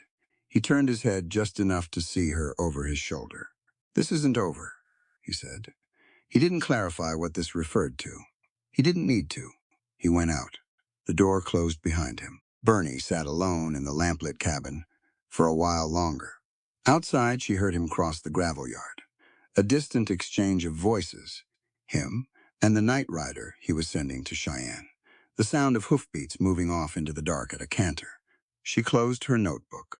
She lay down on the rough cabin floor, with her rolled-up apron for a pillow, and went to sleep. Morning came gray and cool. She heard the cookhouse fire going before she fully woke Pete, doing his job, building the stove up from the banked coals the way she'd taught him. She got up, straightened her clothes, splashed water on her face from the cabin's small basin, and went outside. The burned barn was worse in daylight. That was always true of fire damage. In the dark, the flames and the drama of the moment gave it a terrible grandeur. In the morning, it was just ruined charred timbers, collapsed walls, the thin smell of ash and wet char. A waste, a deliberate, calculated waste. She looked at it for a moment, long enough to let the full, practical reality of it sit in her mind, and then she went to the cookhouse. Pete had breakfast running.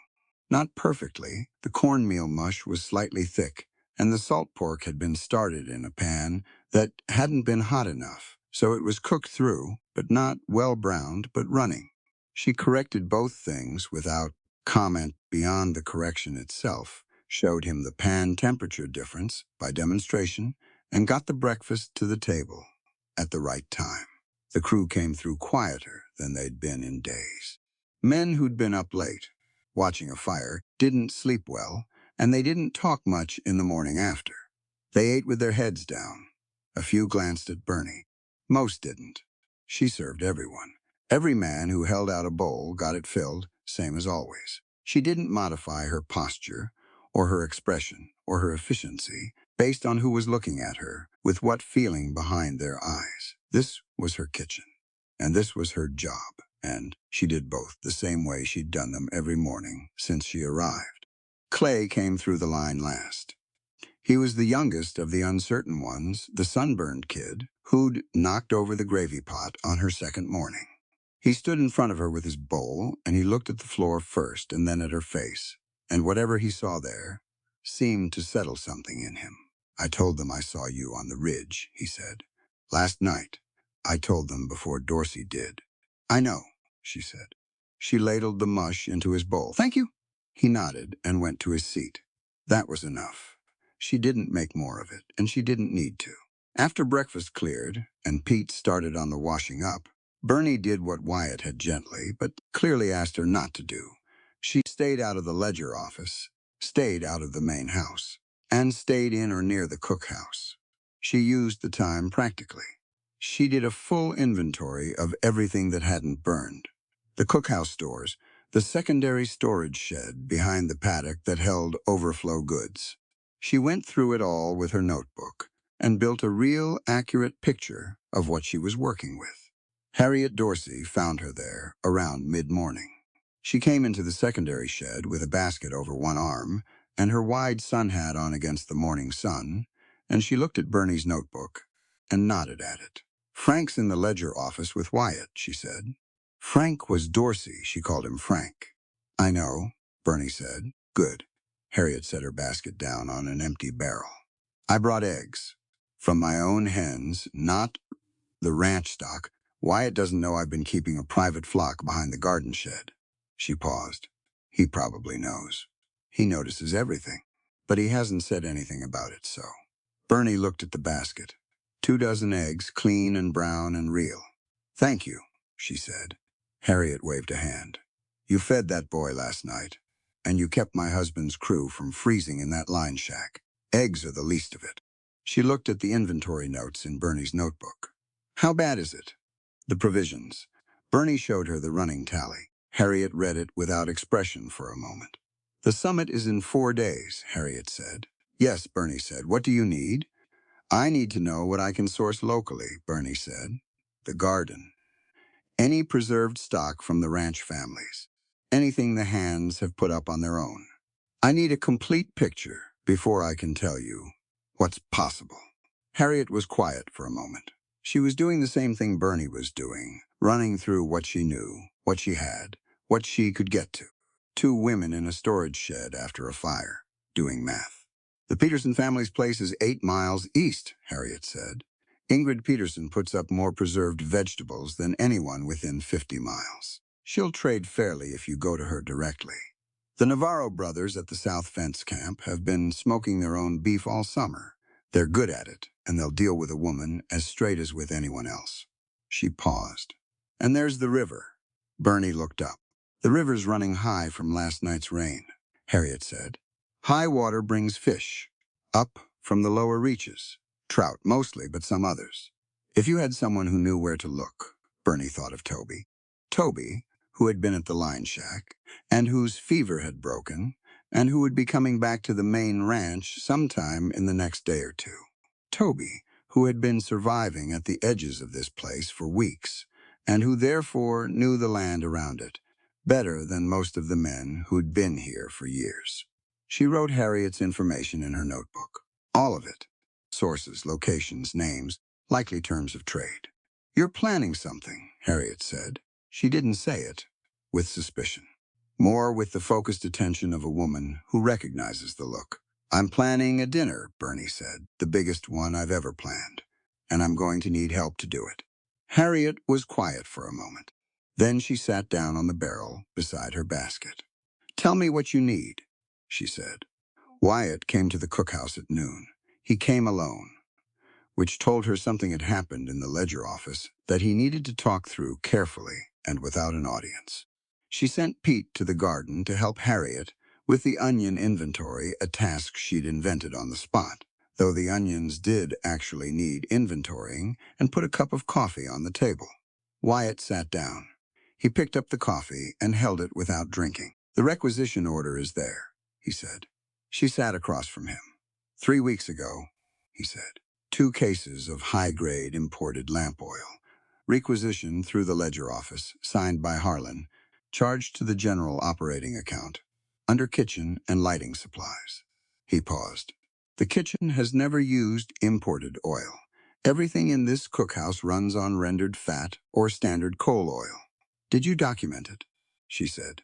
"Dorsey and I both signed the inventory sheet, recording it exactly as found," Wyatt said.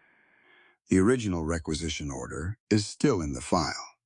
Harlan hasn't had a chance to remove it, because he didn't know we were going in there until Dorsey was already standing in the doorway." Bernie let out a slow breath. "That puts the fire on him," she said. "It puts the means on him," Wyatt said. It doesn't close every door. A lawyer in Cheyenne could argue he ordered it for a legitimate purpose and someone else used it. It'll be stronger once the fire assessor confirms accelerant residue in the foundation. But it's enough, Bernie said. It's enough to take to the crew and close the accusation against me. Yes, he said. He finally drank the coffee. He set the cup down and looked at the table. Harlan is still on the property. I haven't moved against him directly yet. I want the assessor here first. I want the Cheyenne Freight Company confirmation in hand. I want this complete before I do anything that can be legally challenged. You're being thorough, she said. I'm protecting the case, he said. If I move too fast and I don't have every piece closed tight, he'll find a gap and work it. He looked up at her. He's been doing this for 3 years. He's good at finding gaps. Bernie nodded. He's had a lot of practice finding gaps in records you weren't looking at closely, she said. That ends when you start looking. Something in his expression shifted. Not dramatically. Just the small internal movement of a man absorbing something that is true and sitting with it. I should have been looking sooner, he said. She looked at him. You run a cattle operation across this many acres with 30 hands and a full livestock cycle, she said. You trusted the person you put in charge of the accounts because that's what trusting a person in charge of accounts looks like. That's not a flaw. That's how operations work. She paused. He's the one who broke the trust. That's on him. Wyatt was quiet. Don't take his sin onto yourself, she said. It'll slow you down when you need to be moving. He looked at her for a long moment. Your mother teach you that too? He said. My mother taught me everything useful I know, Bernie said. The rest I figured out the hard way. The corner of his mouth moved. Not quite the almost smile. Something quieter than that. More private. He stood up. He picked up his hat from the table, where he'd set it when he came in. There's something else, he said. He held the hat in his hands, working the brim slightly in the way she'd noticed he did when he was choosing words. Harlan has been talking this morning. To the hands who are still uncertain, he's not making the arson accusation anymore. He's moved off that now that the alibi witness is solid. He paused. He's making different arguments now. She waited. About your competence, Wyatt said. About whether a woman of your... He stopped. Tried a different approach. He's circling back to what he said at the gate when you first arrived. He's not saying you set the fire anymore. He's saying the whole situation, the burned provisions, the failed kitchen stocks, the summit in 4 days with nothing to serve, is a result of putting someone unqualified in charge of the cookhouse. Bernie was very still. He's saying, the ranch would be better served by bringing in a proper cook. From Cheyenne, Wyatt said, someone with institutional experience, and he's saying it in a way that ties your size, your appearance to the question of competence, implying that a woman who looks the way you look can't be taken seriously as a professional. The cabin was quiet. Bernie looked at the table, at her notebook open to the inventory pages, at the running tally of what she'd found in the secondary shed, what Harriet had offered, what the river might provide, what was possible if she had 4 days and the right people working alongside her. She looked up at Wyatt. He can say whatever he wants, she said. Her voice was level, completely level. He can say it to every hand on this property and to every buyer coming to the summit and to the territorial marshal if one happens to show up. It doesn't change what I know how to do. It doesn't change what I've done. She paused. I'm not going to defend my appearance to Harlan Vance or anyone else. I'm going to cook a dinner in 4 days that closes his argument for him, permanently, without me having to say a single word about it. Wyatt looked at her. I've been thinking about what's possible, she said. She pulled her notebook forward and turned it toward him, to the pages she'd been filling all morning. Look at this. He sat back down. She walked him through it. Not the defensive version, not I can do this.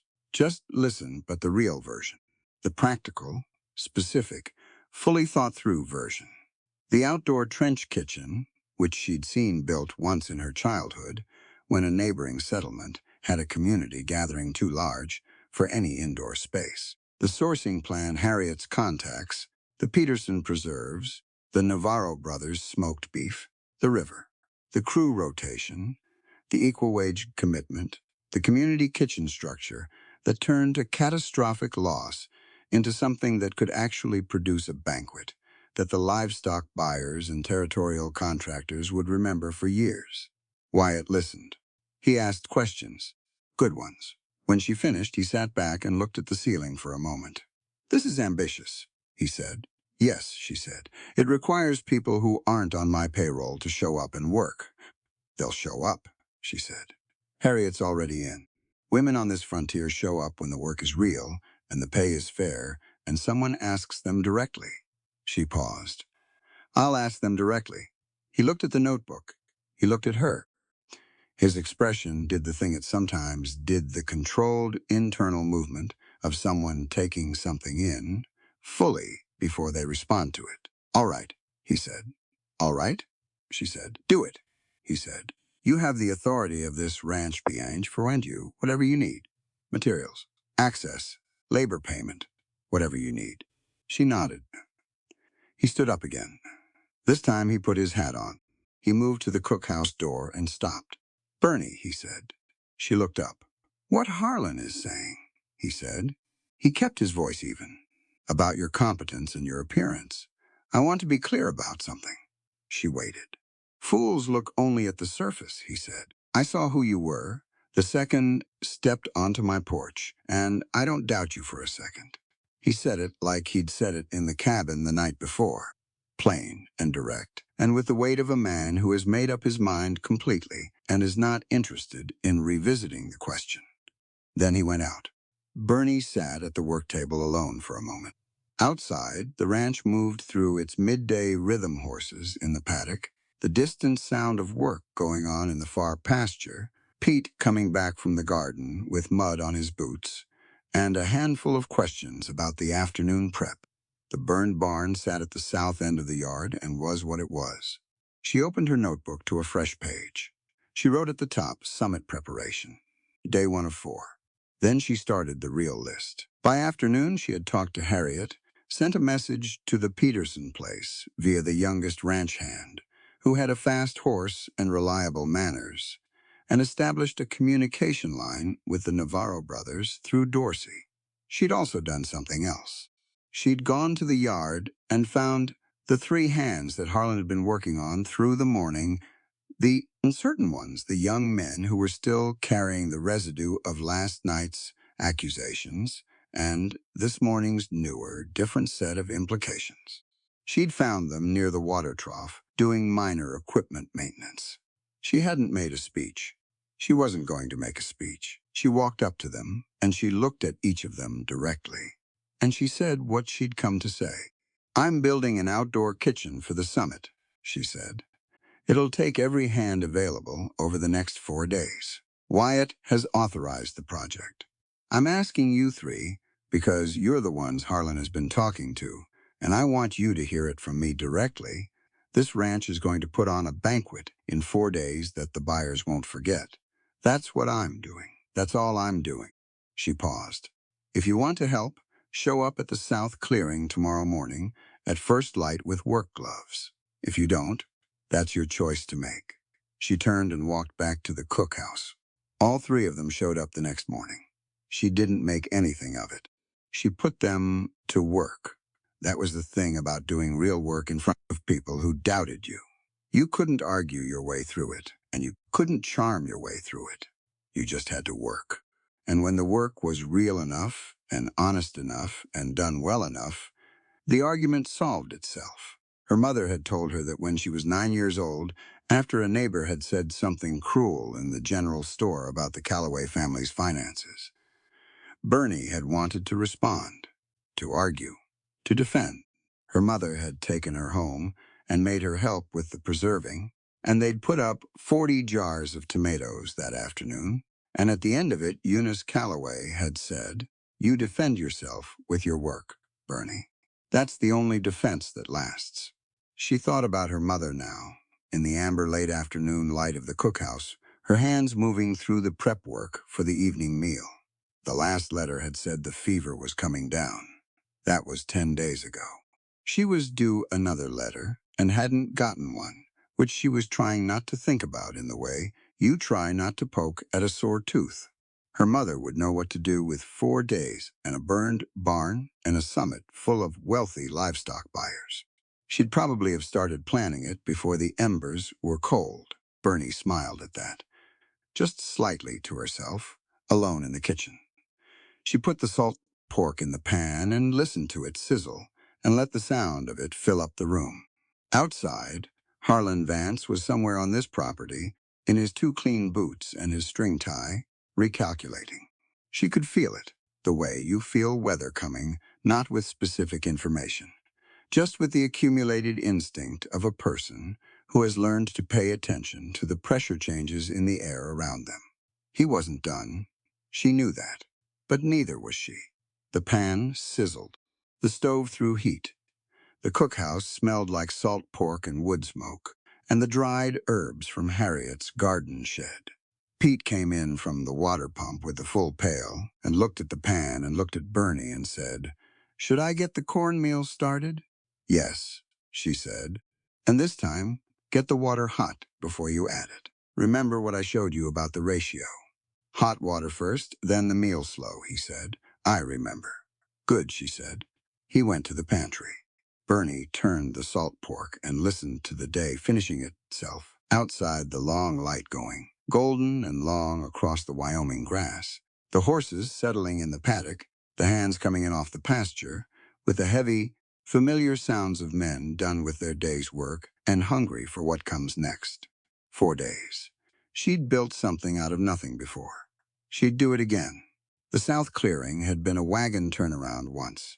Flat, hard-packed ground, wide enough for a full freight rig to swing around in.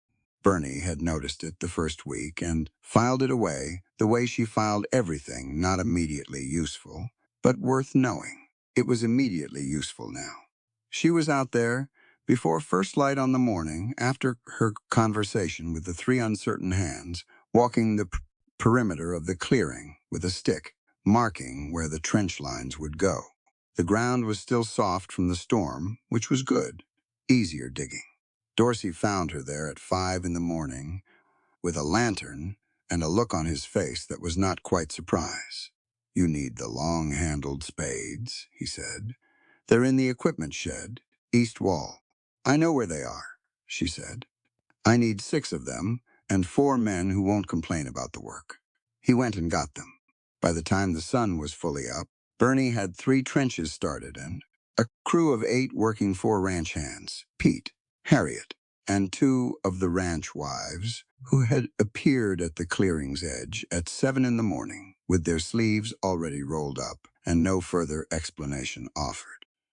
Toby had come back from the line shack that morning, riding behind Garrett on his horse, still thin but clear-eyed and moving under his own power. He appeared at the clearing within an hour of arriving on the property, drawn by the sound and the activity. Bernie put him to work immediately. "You know the river below the North Ridge," she said. It wasn't a question. He looked at her. "Yeah. The water's high from the storm," she said. "High water brings trout up from the lower reaches. I need someone who knows where to look and how to move quiet enough not to spook them." She handed him a coil of good line and a set of hooks from the supply chest she dragged out to the clearing. "Take whoever you want to help you carry. I need as many fish as you can bring back by midday." Toby looked at the line in his hands and then at Bernie with an expression that was working through several things at once. "How many's enough?" he said. "There's no enough," she said. "There's what you get, and I'll build around it." "Bring everything you can carry," he went. She watched him go, and then turned back to the trenches. The outdoor trench kitchen was a thing she'd seen built once and had thought about often since.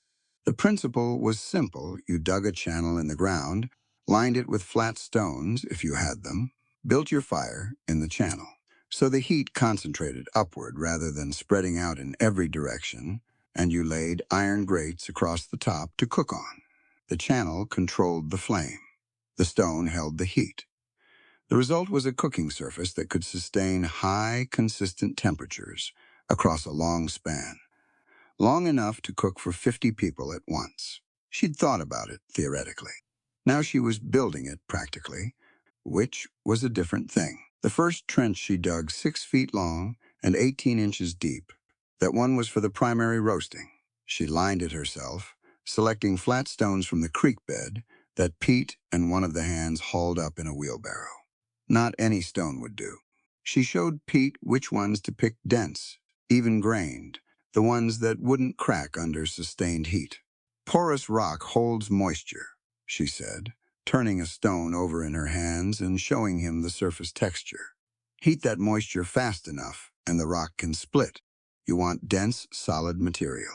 Feel the weight of it. If it's lighter than it looks, put it back. Pete picked up the next stone and tested it. This one?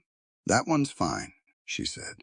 He put it in the wheelbarrow. Harriet organized the ranch wives into a prep team working at 3 separate folding tables Bernie had borrowed from the bunkhouse. They worked through the morning doing what needed doing. Before any cooking could start, the dried beans, soaked and sorted, the smoked beef from the Navarro brothers, broken down into portions, Harriet's onions and the Peterson preserves, cataloged and organized into a sequence that matched Bernie's cooking plan. Ingrid Peterson had arrived at 8 in the morning with a wagon. Bernie hadn't expected the wagon. She'd sent the young hand to the Peterson place to negotiate a trade labor credit against preserved goods, and she'd expected a basket or two. Ingrid Peterson had sent back 16 quart jars of preserved tomatoes, 12 of green beans, 8 of pickled beets, 4 of preserved apricots, and a cloth-wrapped block of aged hard cheese that Bernie stood looking at for a long moment with the specific reverence a cook feels for a truly excellent ingredient appearing exactly when it's needed. She shook Ingrid's hand. Fair wages, Ingrid said. She was a tall, weathered woman with flour on her apron, even at 8 in the morning. You said equal pay for every woman who works. I said it and I meant it, Bernie said. Track your hours. Harriet is keeping the log. Ingrid nodded once and went to find Harriet. By noon, the trench kitchen had 2 of its 3 channels operational, the fires going and the stones radiating the deep, even heat that Bernie had hoped for. Toby came back from the river with 4 other boys she didn't recognize, younger than him, 8 or 9 years old, native children from somewhere in the surrounding land who had materialized silently and were carrying between them a significant catch of trout on strung cord. Bernie counted the fish. 43. Large ones, river fat from the high water. She looked at Toby. 30 more would be better, she said. Can you go back? He looked at the river direction. If we go to the bend past the second cottonwood, he said. The water's deeper there, but it'll take longer. You've got 3 hours, she said. Take as long as it needs. He went again, the other boys falling in behind him without discussion. She watched them go and made a note to have Pete prepare something specifically for them when they got back, not scraps, not leftovers. A real meal, set aside and ready. The cedar planks arrived from the lumber stock at 2 in the afternoon. Bernie had sent Dorsey with a specific request planks cut to length, soaked in creek, water overnight ideally, but at minimum for 2 hours before cooking. She'd explained the principle to him plainly. Cedar plank cooking transfers the wood's aromatic oils into the fish during the cooking process, and the water in the plank creates steam that keeps the flesh moist. The result was something that tasted like the land it came from, which was the thing she was going for with this whole banquet. She was laying the first soaked planks across the grate of the second trench when she heard Harlan Vance's voice. He was at the edge of the clearing. He hadn't come into it. He stood at the perimeter where the wagon track ended and the cleared ground began, and he was talking to one of the younger hands with the particular casual posture of a man who is pretending to be passing by. She heard the word circus. She heard something about a county fair. She did not stop working. Miss Calloway, Harriet said, quiet and close. I heard it, Bernie said, equally quiet. Keep working. She set the plank, checked the angle, adjusted it a degree. The fire in the trench breathed upward, steady and clean. Harlan moved on, Garrett, who had been working the stone lining on the third trench all morning, set down his hammer and looked in the direction Vance had gone. He had a look on his face that was private and decided. He went back to the stone lining without saying anything. Bernie appreciated that more than a speech would have conveyed. The afternoon went on. Work continued. The smoked beef from the Navarro brothers went onto the primary grate at 3 o'clock, rubbed with the dried spices Bernie had assembled from every source available, and rotating on the iron spit. Dorsey had rigged up above the first trench. The fat dripped into the coals and came back up as smoke that carried the smell of the spices and the char across the clearing, and from there, across the yard, and from there, she was fairly certain, across most of the southern portion of Black Ridge Ranch. Toby came back at 4 with 31 more fish. Bernie looked at him, at the fish, at the 4 small boys behind him, all of them wet to the waist from the river, all of them looking at the cooking fires with an expression she recognized as hunger that has been made sharper by hard work. She pointed at the folding table nearest the cookhouse door. "Sit down over there," she told the boys. Pete. Pete appeared from inside. "The flatbread I made this morning," she said. "The broth in the covered pot. Serve them." Pete looked at the boys. "All of them?" "All of them," she said. "And give Toby a double portion." She turned back to the fish and started working. By the time the sun was going down behind the western ridge, the south clearing had become something real. The 3 trenches burned with steady banked fires. The beef rotated on the spit. The cedar planks were prepped and waiting. The tables were organized with the military precision of a woman who understands that a well-organized workspace is the difference between a meal that comes together and one that falls apart under pressure. The ranch wives had gone home with their tallied hours and a firm promise of payment. Ingrid Peterson had stayed and was showing Harriet a technique for the preserved apricots that Bernie had specifically requested for the dessert component. Toby was asleep against the side of the equipment shed, wrapped in his canvas jacket, completely gone to the world. Bernie stood in the middle of the clearing and looked at what 4 days of planning and 1 day of work had built. It wasn't the provision barn. She couldn't replace the provision barn in 4 days. But it was something. It was something real and honest and built from the actual resources of the land and the people around it. Trout from the river. Smoked beef from 2 brothers who'd been doing things right all summer in a camp nobody paid attention to. Preserved tomatoes from a woman 8 miles east who kept 16-hour days and didn't ask for thanks. Only fair wages. Wyatt came to the clearing at dusk. He stood at the edge for a moment, taking it in. The fires, the organized tables, the hanging fish, the spit. Then he walked in and came to stand beside her. "The assessor arrived from Cheyenne," he said. "He's been at the barn foundation for 2 hours." She nodded. "He found accelerant residue," Wyatt said, "consistent with high-grade imported lamp oil." She nodded again. "It's done," she said. "Not a question." "Almost," he said. "Tomorrow, once the Cheyenne freight confirmation comes in with the courier." She looked at the fires. The beef on the spit turned slowly in the low light, throwing a gorgeous smell into the cooling evening air. "This is going to work," she said. He stood beside her and looked at the clearing, at everything she'd built. "Yes," he said, "it is." The buyers arrived at noon.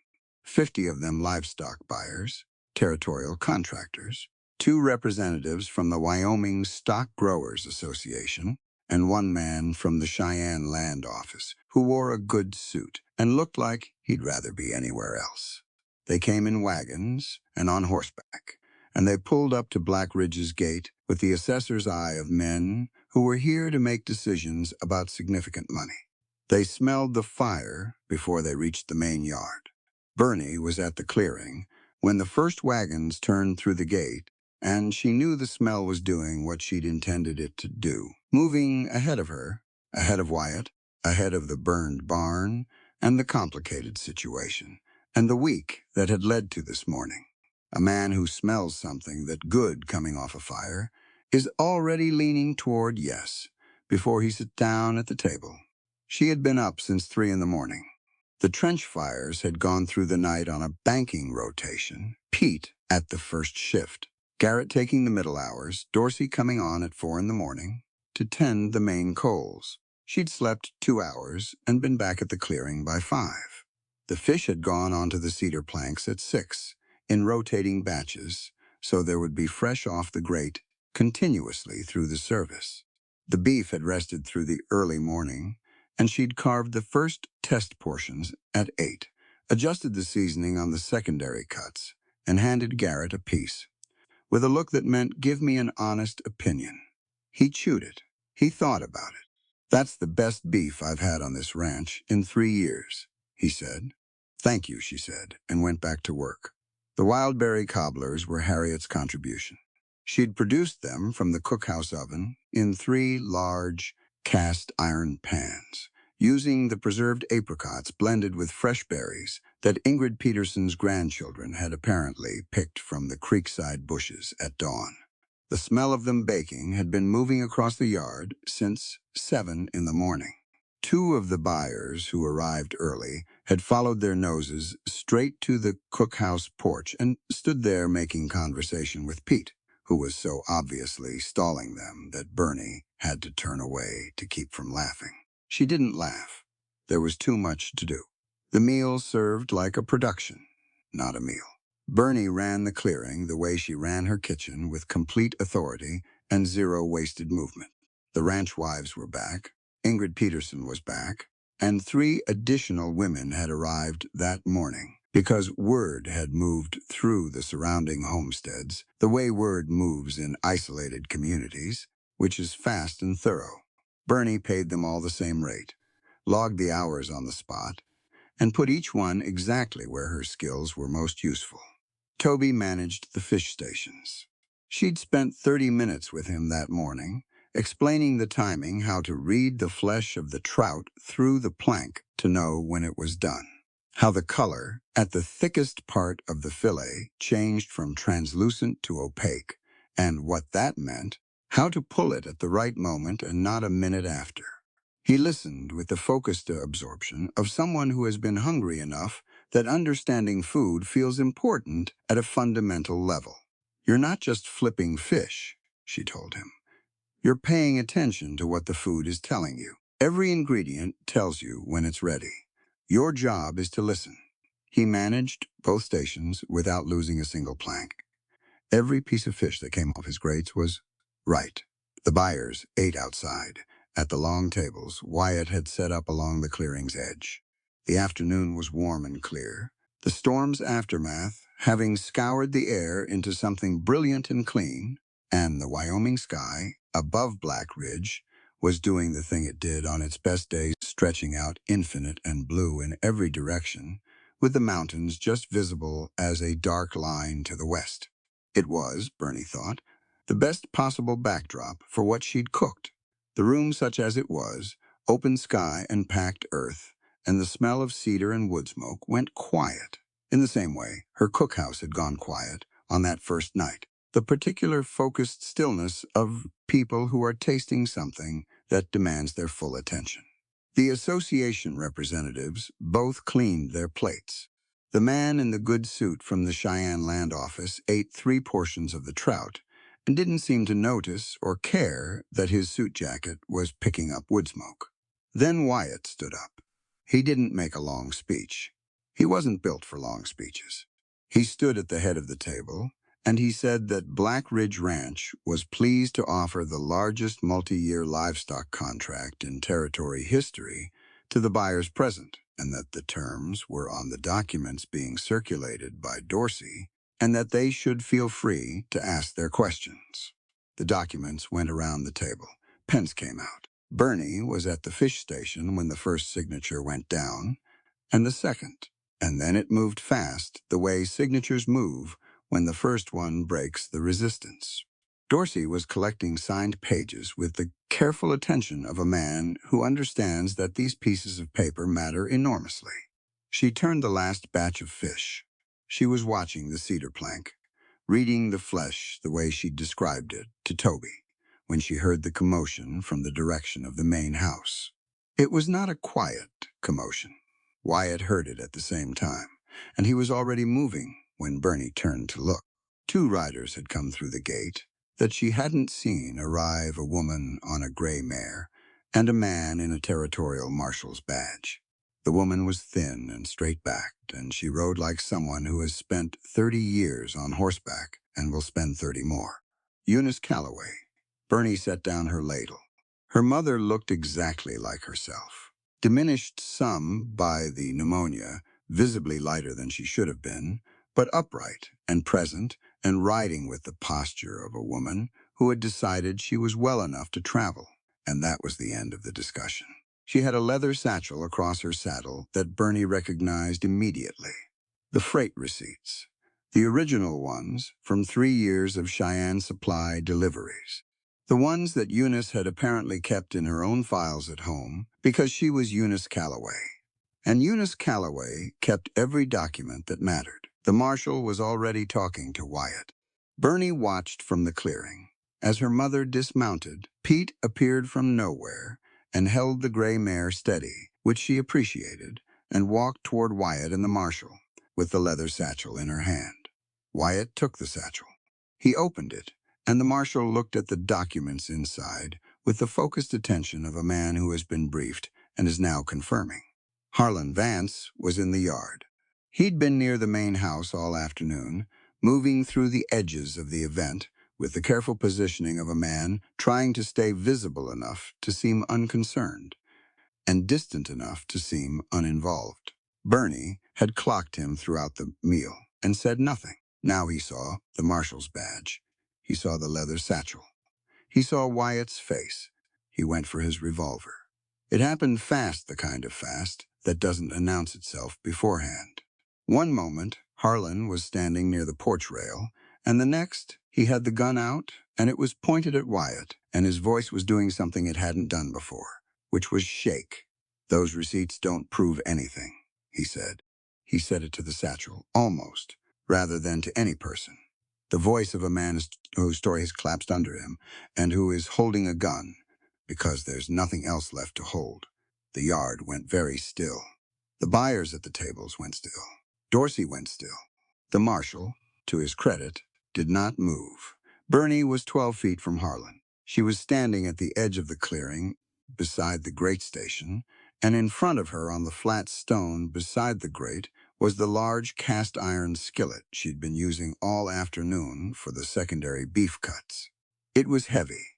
It had been sitting near the fire for 6 hours. It was very, very hot. She picked it up by the handle. She crossed 12 feet of packed dirt in 3 seconds, and she put every pound of herself behind the skillet. When she swung it, the boiling grease hit Harlan's face, and he screamed, and the gun went sideways, and then Bernie was on him. All 220 pounds of her, full and deliberate, driving him down to the floorboards of the porch with the complete, purposeful force of a woman who has identified a problem and is solving it in the most direct way available. He went down hard. She pinned him. Her weight was on his back, and his arms were out to his sides. And the gun was somewhere she was not, which was what mattered. Wyatt had the gun before Harlan stopped moving. The marshal had his irons out 30 seconds later. Bernie stood up. She stepped back. She was breathing hard, and her skillet hand was shaking, and the porch boards were slick with grease, but she was standing. Wyatt looked at her. She looked at him. The yard was absolutely silent for one long moment. Then Dorsey said, from somewhere behind her, "I'll be damned." Harriet made a sound that was trying hard not to be a laugh. Eunice Calloway, standing at the bottom of the porch steps with her leather satchel, looked at her daughter with an expression that was too complicated to name and simply said, "Bernie." "Hi, Mama," Bernie said. Harlan was cuffed and on his feet, held by the marshal looking at the ground. The theatrical confidence was completely gone. What was left was just a man who had run out of moves. The marshal read from his paper.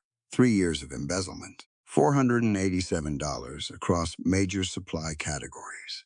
A secret contract to sell Black Ridge's water rights to the Wyoming Northern Railroad Development Syndicate.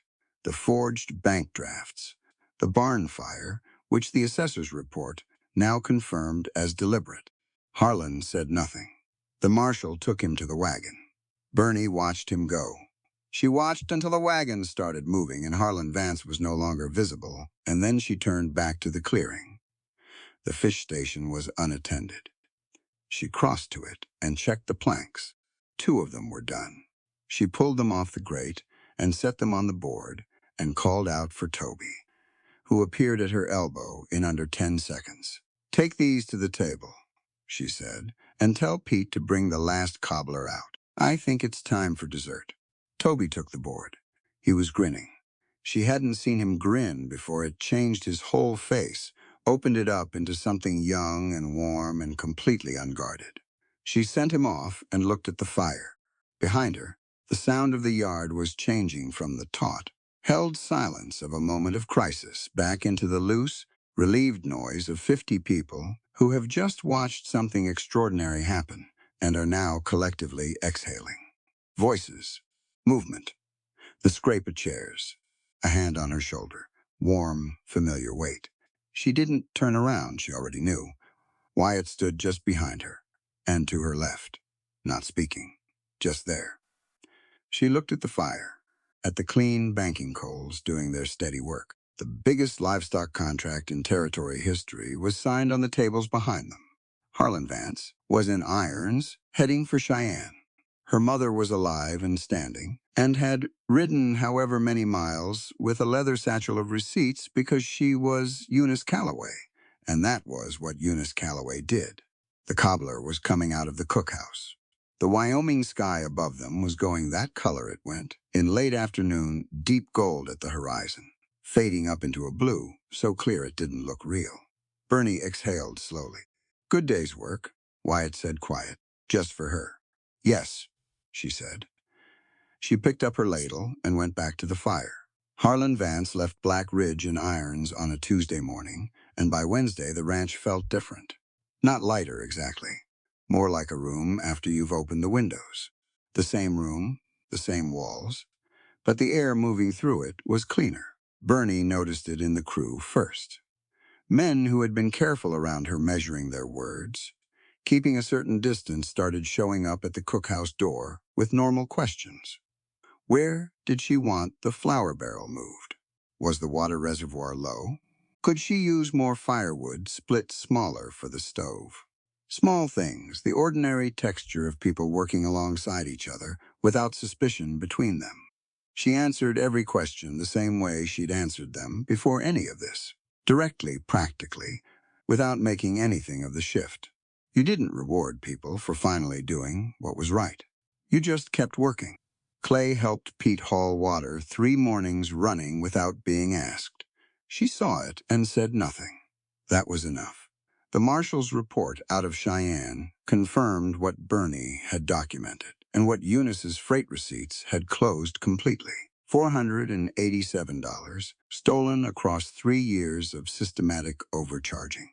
The water rights contract unsigned but drafted, sitting in Harlan's desk drawer, a sale that would have stripped Black Ridge of its primary irrigation source within 2 years and handed it to the railroad syndicate for a fraction of its value. Wyatt's operation would have been finished within a decade, quietly, legally, and entirely at Harlan's direction. The territory newspaper sent a man out from Cheyenne. Wyatt declined to be interviewed at length, but confirmed the facts. He gave the man 5 minutes and sent him on his way. Bernie was not interviewed at all, which was her preference. Eunice Calloway was given the cottage at the east side of the main house.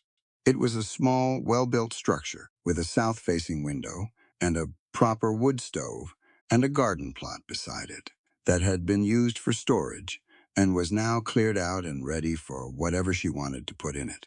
Wyatt had arranged it before Bernie's mother even arrived at Black Ridge, which meant he'd been thinking about it before the summit, before the fire, possibly before most of the events of the past 2 weeks. Bernie found that out from Harriet, who had been consulted on the furnishings. She went to Wyatt's office that evening and stood in the doorway. He looked up from his desk. "The cottage," she said. "Your mother needed somewhere to recover properly. he said. The homestead is too isolated for a woman still coming off pneumonia. You arranged it before the summit, she said. He held her gaze. Yes. She stood in the doorway for a moment.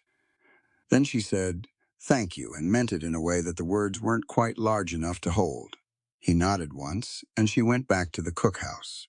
3 days after the marshal left, Wyatt called the full crew together in the main yard. All 30 hands, plus Harriet and the ranch wives who had worked the summit banquet, plus Ingrid Peterson, who had come over for the occasion, plus Toby, who stood near the back fence post with his arms crossed and his chin up. Wyatt stood on the porch steps. He was not a man who gathered people for ceremonies. Every hand on the property knew that, and so the gathering itself told them this was serious before he said a word. He was brief.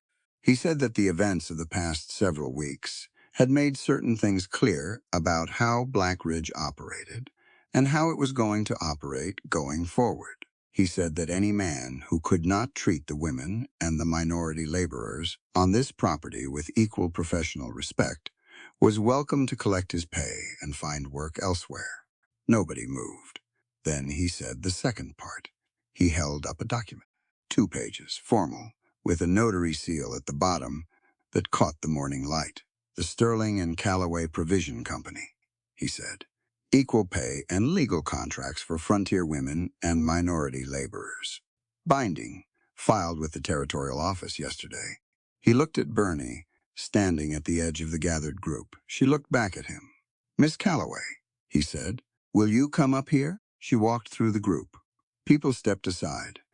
She climbed the 2 porch steps and stood beside him, and he handed her the document. She read it. She read it properly, the way she read everything fully, without skipping. Her name was on it. Her signature line was beside his.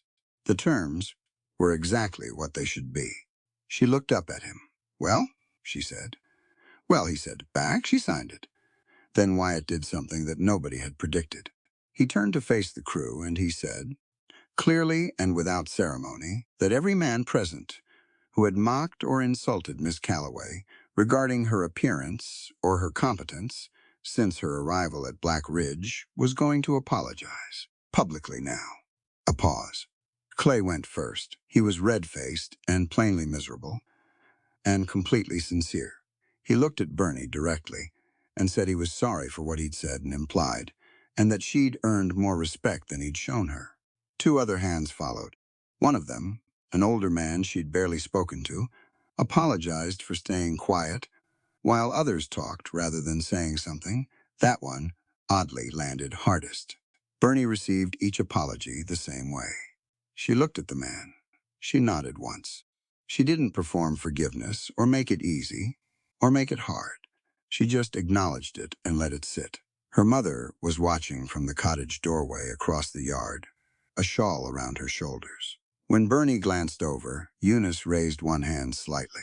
Bernie raised hers back. Toby, at the back fence, had his chin up a little higher than when the gathering had started. She noticed that too. The cottonwood trees along the creek had gone gold by the time autumn came properly to Black Ridge. It happened fast out here, always. One week the leaves were still green, and the grass was still summer dry, and then the first cold front came through, and within days the cottonwoods were burning yellow, and the air smelled like change and wood smoke, and the particular clarity that comes to the high plains when the heat finally releases its hold. The wedding was on a Saturday. Bernie had not spent much time thinking about what she would wear. That was not the part of it that occupied her mind. What occupied her mind was the food, the wedding breakfast she was planning for after, the specific sequence of dishes, whether the biscuits should have honey or not. She was still debating the biscuits, while Harriet was pinning the back of her dress. "Hold still," Harriet said. "I am still," Bernie said. "You are planning a menu," Harriet said. "I can tell by your eyes. Hold still and do it quietly." Bernie smiled and held still. The dress was ivory silk, custom-made by a seamstress Harriet had contacted in Cheyenne 2 months ago, around the same time. Bernie later realized that Wyatt had arranged the cottage for her mother. The seamstress had taken Bernie's measurements via a carefully written letter with specific numbers that Bernie had provided herself. With the same precision she applied to any measurement that mattered. The result was a dress built for her actual body, full through the hips, strong through the shoulders, the kind of construction that celebrated rather than apologized. She stood in it and looked at herself in the mirror. Harriet had propped against the wall. She had spent a lot of years learning to look at herself plainly, not harshly, and not with false comfort. Just plainly, the way you look at a set of numbers as information, without the noise of other people's opinions layered over it. What she saw was a woman who had ridden 14 miles on a draft horse with a letter in her pocket and built something real from what she found when she got there. A woman who had fed 30 men to fraud and sheltered a sick child and thrown a very hot skillet at the right moment. She looked exactly like herself. "Ready?" Harriet said. "Yes," Bernie said. The ceremony was under the cottonwoods beside the creek. Wyatt was already there when she walked out, standing with the circuit preacher and Dorsey, his hat off, a plain dark jacket over his good shirt. When he saw her coming through the golden trees, he went completely still for a moment. Then he smiled. A full one, not the beginning of one, the real version. She walked to him through the fallen cottonwood leaves, with her chin level and her shoulders square, and the Wyoming sky enormous above everything. And she stood beside him, and the preacher said the words. They were good words, though brief. Wyatt had specified brief. When the preacher finished, Wyatt took her hands. His were warm and calloused and familiar by now. "Well," he said, quiet, just for her. "Well?" she said back. Her mother was in the front row, in the chair Dorsey had carried from the cottage, her shawl around her shoulders, her expression doing something complicated and private that Bernie had seen on her face only a few times before. Toby was beside her, wearing a clean shirt that was the right size for once, his dark hair combed. He was trying not to look moved and not entirely succeeding. The signing happened at the small table. Harriet had set up the marriage document, formal and legal, witnessed by Dorsey and Harriet and Ingrid Peterson, who had come over from her place for the occasion with another basket of preserved apricots as a gift. Then Wyatt did one more thing. He'd arranged it beforehand, and Bernie hadn't known about it until they walked back through the yard toward the main house. At the gate, two men were waiting with a new wooden sign on a wagon bed, carved deep and painted clean. Sterling and Callaway Ranch. Wyatt looked at her when she saw it. She looked at the sign, at the letters, at her name up there in the Wyoming air, permanent and plain. "Help me hang it," he said. They hung it together, the two of them up on the wagon bed, with the crew standing below in the autumn light, positioning the sign in the iron brackets above the gate arch.